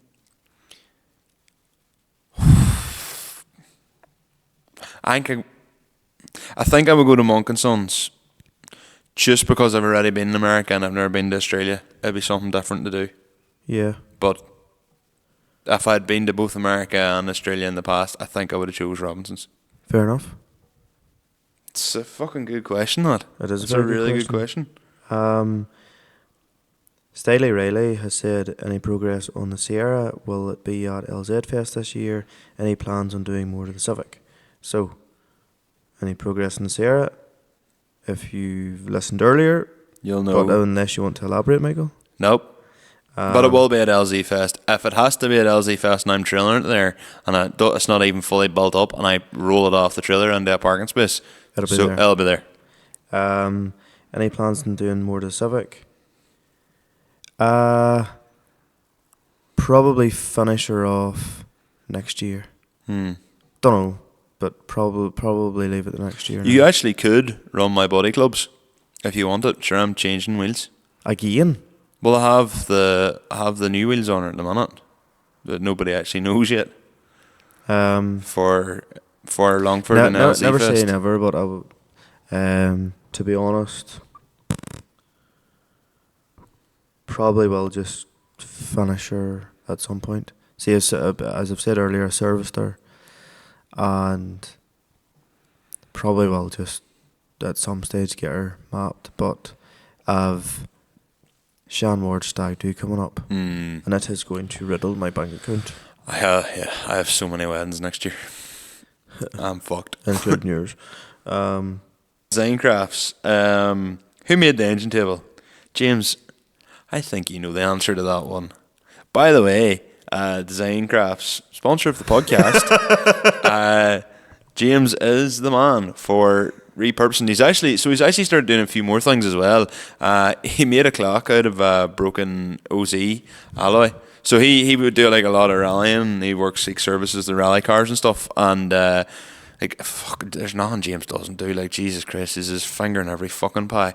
But it's like if there's bits like crashed cars and shit like that, like he would or say anyone's done an engine, like he gets all that because that's just what he repurposes. So he made a clock out of like a broken Momo Motorsport wheel. Like, you're never going to be able to use that for anything else. So he used it for that. Unreal. As I said, the V8 engine table that we have here, it was done by James. I actually have an engine table in my house. It's a Vauxhall V6, glass top and everything on it. It's unreal, and it's honestly, like, he done a real good job of it. It's all polished up. It's not a testament to Vauxhall V6s, but it's a great piece of furniture. Yeah, it's, the way he's done it, he's got like the inlet manifolds used as like the legs and stuff like that. Real great job. Like Becca wanted a coffee table. I didn't want a coffee table, so we compromised and got a coffee table. But at least it was a coffee table, but something I wanted. So I was like, look, if we're getting a coffee table and we get an engine table, she said that's fine. And I couldn't be happier with it. It's really, really good. Conor Kelly, do you ever sit down for a pee? Yeah.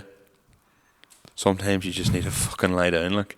Not lie down. Do you lie down the pusher? Aye, I lie down and try and catch it in my mouth. When it's difficult to, yes. Sometimes I just go and sit and just want to scroll my phone, like. No, just I wouldn't normally do that. It's just times it's difficult. Sometimes you have to lie across the toilet. Times, I suppose. Nathan Pitts 145. What is your favourite diesel setup? Car, kit, alloys, engine mods, etc. All the works. Fuck, have you got a I looked at this earlier on and I thought of two scenarios. So,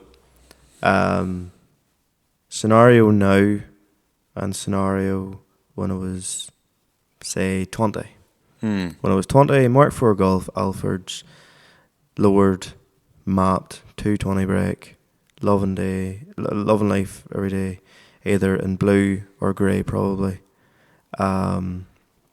with 32 front bumper, deep skirts, and probably R-line rear bumper or anniversary rear bumper with twin exhaust tip on her, sunroof and all that crack. I think I've said that multiple times before. Yeah. Now, Graham Holmes' car, It's unreal. the 535. Oh, they meant the Bora, which is also unreal. The Bora is unreal, yes, but Graham's daily, should you call it, Yeah. is ultimate. Like personally, if I wasn't, if my job allowed me, were just driving somewhere and then driving home again, and I would have 535 buried in a set of 21s would be fucking deadly. I know they're 20s maybe or 19s in his car, but say even the same wheels, only size 2 bigger, and just it's cool as fuck. Yeah, that's class. In modern day and age, Michael, so not me through the... fuck, I like yourself, it comes down to two.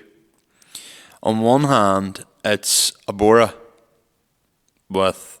S-students seem to be the guys nowadays. No idea, but if it was me, it would be a Bora PD130, front main intercooler, injectors done. The usual stuff for 220, 230 brakes. Or even more, maybe 280.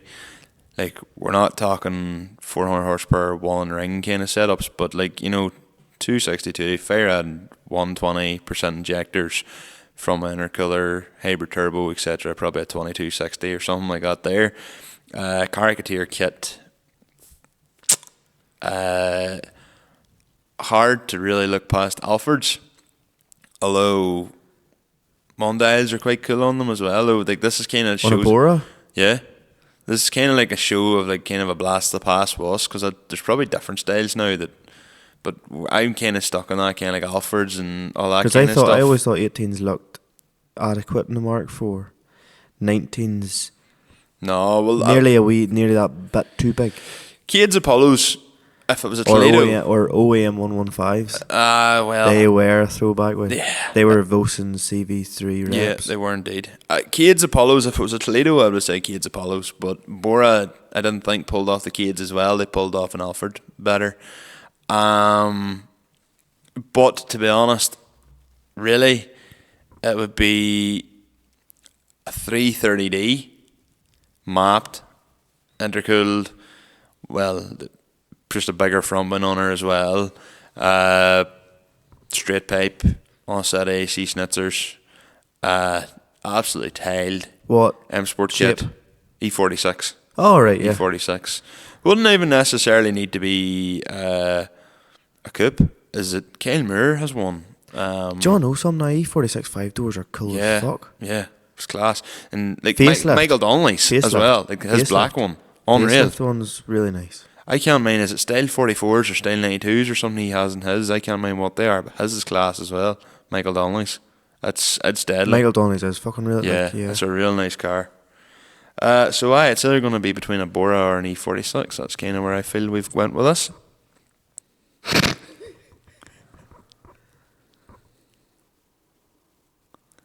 KKK Alano. It's KK Kalinov. Fuck off. Kasper Kalinovsky. It's my co-worker. As Michael says, Kasper Kalinowski has wrote and said, when are you doing the LSD car, aka the podcast, what would it be? He has followed up with saying a rear wheel drive D turbo with eyes looking. But to be honest, if we were actually doing a genuine LSD car, it would either be the Bora or my AS300. I'd love to do my AS300 off and then raffle it. Sorry, put it away for a competition. To be fair, I would say actually more down the street would be 5-door 46 20D mapped with a bit of a lock kit. Yeah. For sliding and stuff. Yeah, that's probably what will happen near future if people buy enough merch. The Conor's pipe dream of a Zara bolted to the top of a Ford Sierra hatch chassis. My pipe dream. Well, PD130 stoved in it. Here, look, if people buy enough merch and there's a budget there, and Michael's kept away from his idea box, then it could happen, Like, to be honest with you, if you're friendly with Michael, like I've been this years, fucking his idea box is like Harry Potter bag. It's just a never ending. Yeah. Yeah. There's a lot of... And you change your idea 10 different times and you end up always coming back to the same fucking idea. Yeah. Like, in the space of a week, we were moving this studio between 4 different sheds. And then a week later he went, no, just keep it where it is. And I was like... Yeah, but sometimes you have to have them conversations out loud to realise what you don't want. Right, okay. So yeah, I say it anyway. David Hearn, what way does qualification work for top 16 and who judges / picks them for the Longford Diffin? David, simplest way is when you're going in, say you want a chance to enter, because not every person in even like Donegal wants to enter for the top 16. So like, just turn around and say, here, look, I want to be entering the King of the Rings here, and then that means the judges will keep an eye on you.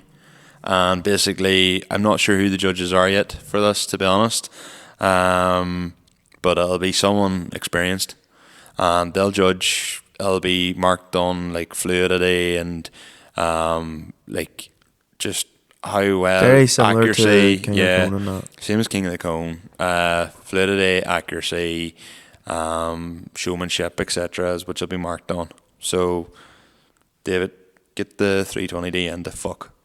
Get her going.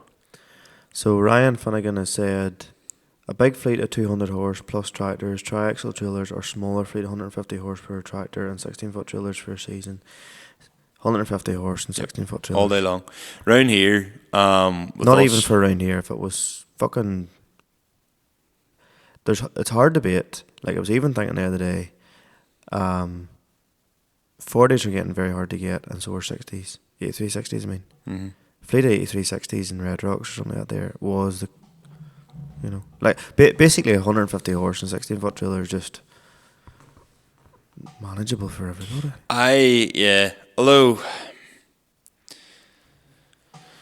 I don't know, see, just round here, I'm sure the right man would be able to put a big triaxle anywhere, but I just think of like, well, to be fair, where I'm at here, where our ground, you could probably get away with it if it was dry. Because, well, you've got the hills and stuff there, but everything's close to the farm. But see, if you were going out to, like, O'Donnell's, who I would work for, and some of the lanes he goes around, Jesus Christ, like an 18-foot trailer's big enough to get round them. Like most, to be fair, most of your draws are dead on. You've a lot of the gates widened or doubled up as well now, too, to be fair. You helped it. Well, that was just Pat Close's, but I'm talking like even up beside like Gerard's and Rose's, you know. That's all been doubled up, and the only one that's awkward to get in now is Maguire's. Yeah. And it's not that bad, like, but... I would just even prefer the 150 horse. I think... And 16-foot trailer. 150 horse is nice, like... 200, Donald's got a T7 210 there now, and like I was in it for the first time the other day because I don't get up as much as I used to, but I was drawing slurry in it the other day, and compared to the TM 150, I was originally thinking like, Jesus, the TM 150 is a big enough tractor. Them T7s are massive, like really big, and I was just like, this is unnecessary. I was coming through the gate. What have I been saying on this podcast so many times? I know. Your 150 horse tractor now today is the equivalent to what a 230 horse tractor was 7 years ago. Bring back TM 155s and TM 140s. No, bring back a fucking normal sized tractor for the horsepower it should be. Yeah. Like, if you think about it, like, my Massey would technically give that T7 a real good run for the money. Probably better, because T7s aren't worth a fuck till you map them. Yes, but if you put the two beside each other, mine would look like it's a 120 horsepower tractor. I know, part of me was actually half wondering, could I just take the T7 with my trailer for the grass next year? But then that kind of defeats the purpose of me bringing the Fate. And it's always fun to have the Fate. Plus the Fate will be turboed. I've been saying this for like 3 years now, but I have it all worked out this year. Yes. You wouldn't think he's getting married. Nah. Yeah. Nah. Do you have... My phone's starting to run out of battery here, like... So, I think... I don't know how long we're recording for now. Probably... This will be, what, 2.5 hours long? It will be, yeah. But, I think... I have a couple of things here to put in. Oh, fuck, go on ahead. So, so after the questions, I've got a couple of things. I know I said like I didn't have much, but I have a couple of things to finish off You always this week. do, A couple of yes. wee mentions and stuff. Did you see Jake Sayers wrote to us on Facebook? It was a Massey 165 while Welger Baylor. Never seen that, no, but I need to look at it. Yeah, do, because it's cool. Like, so I'm at, like, yeah, like that was, Jesus, now someone wouldn't go out to bail unless they had, like, even like Emma Cherry's out there, they had 340, and he seems to be thinking the bails are light, like, or like she's late for a bailer. But then, pardon me, obviously bailers are a lot heavier now than they probably would have been.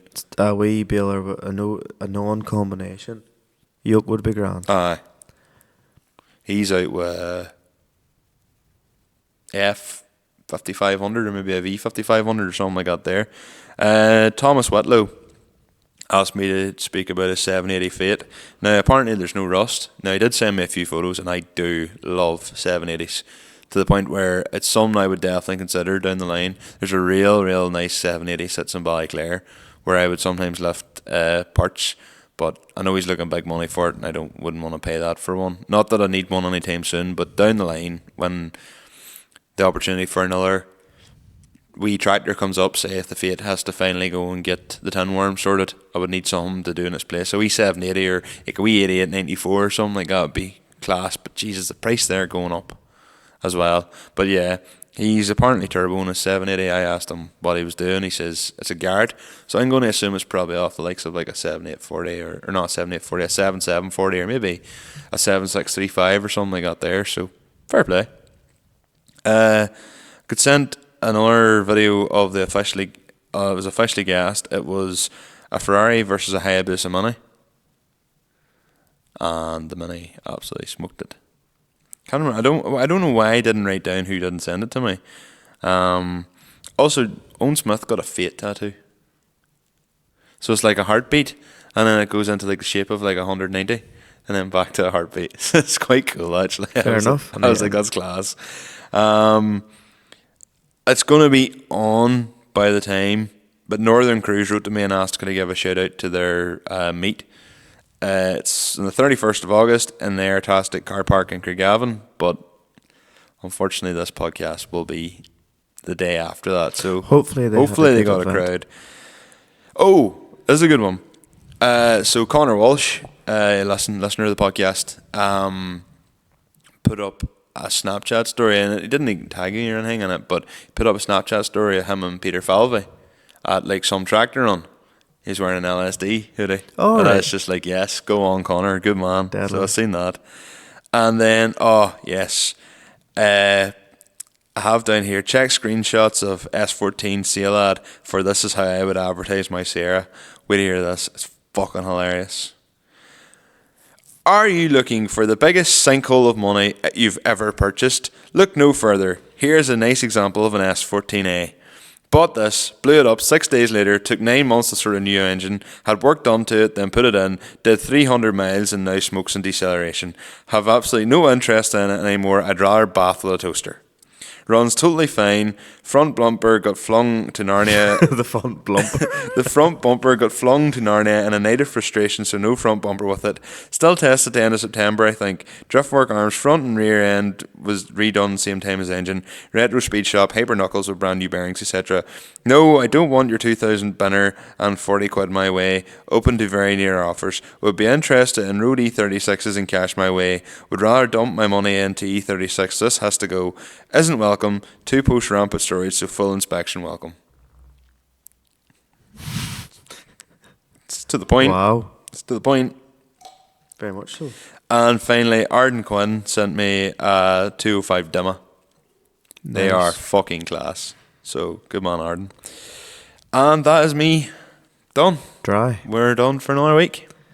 Well, So- everyone, if you're watching us on YouTube, please like, subscribe, and leave a wee comment. It's 10 to 1 in the morning.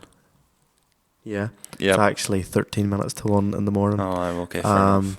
And if you're listening on Spotify, Thank you. Quite simply, thank you. Literally. You can. I think you can follow. You can follow the pod on I think so. Spotify as well. And if you want to see, if you don't mind, please follow us on the usual social media stuff at Limited Slip Differences on everything. Yep. Facebook, TikTok, YouTube, Instagram. Twitter, Instagram, the full works. Not Twitter. We don't have Twitter. Fuck up, forgot. And if you want to follow us personally, for Michael's updates on his Sierra that he doesn't update anymore, but he just decides to put all his effort in the podcast page. Yep. At Michael_Scullen. Michael Scullen _ I will probably do another Sarah post here very soon whenever she's ready, when she's out. And if you want to just follow me for the crack, because I don't put anything up, at Conor.McGoo. Right? We call it that, Conor. I'll do. Thank you very much for Thanks very listening. much, folks. Cheers. And you know what? If you see us at King of the Rings, say hello. We don't bite. Best luck. And Michael might not do that. Ah, well. Right.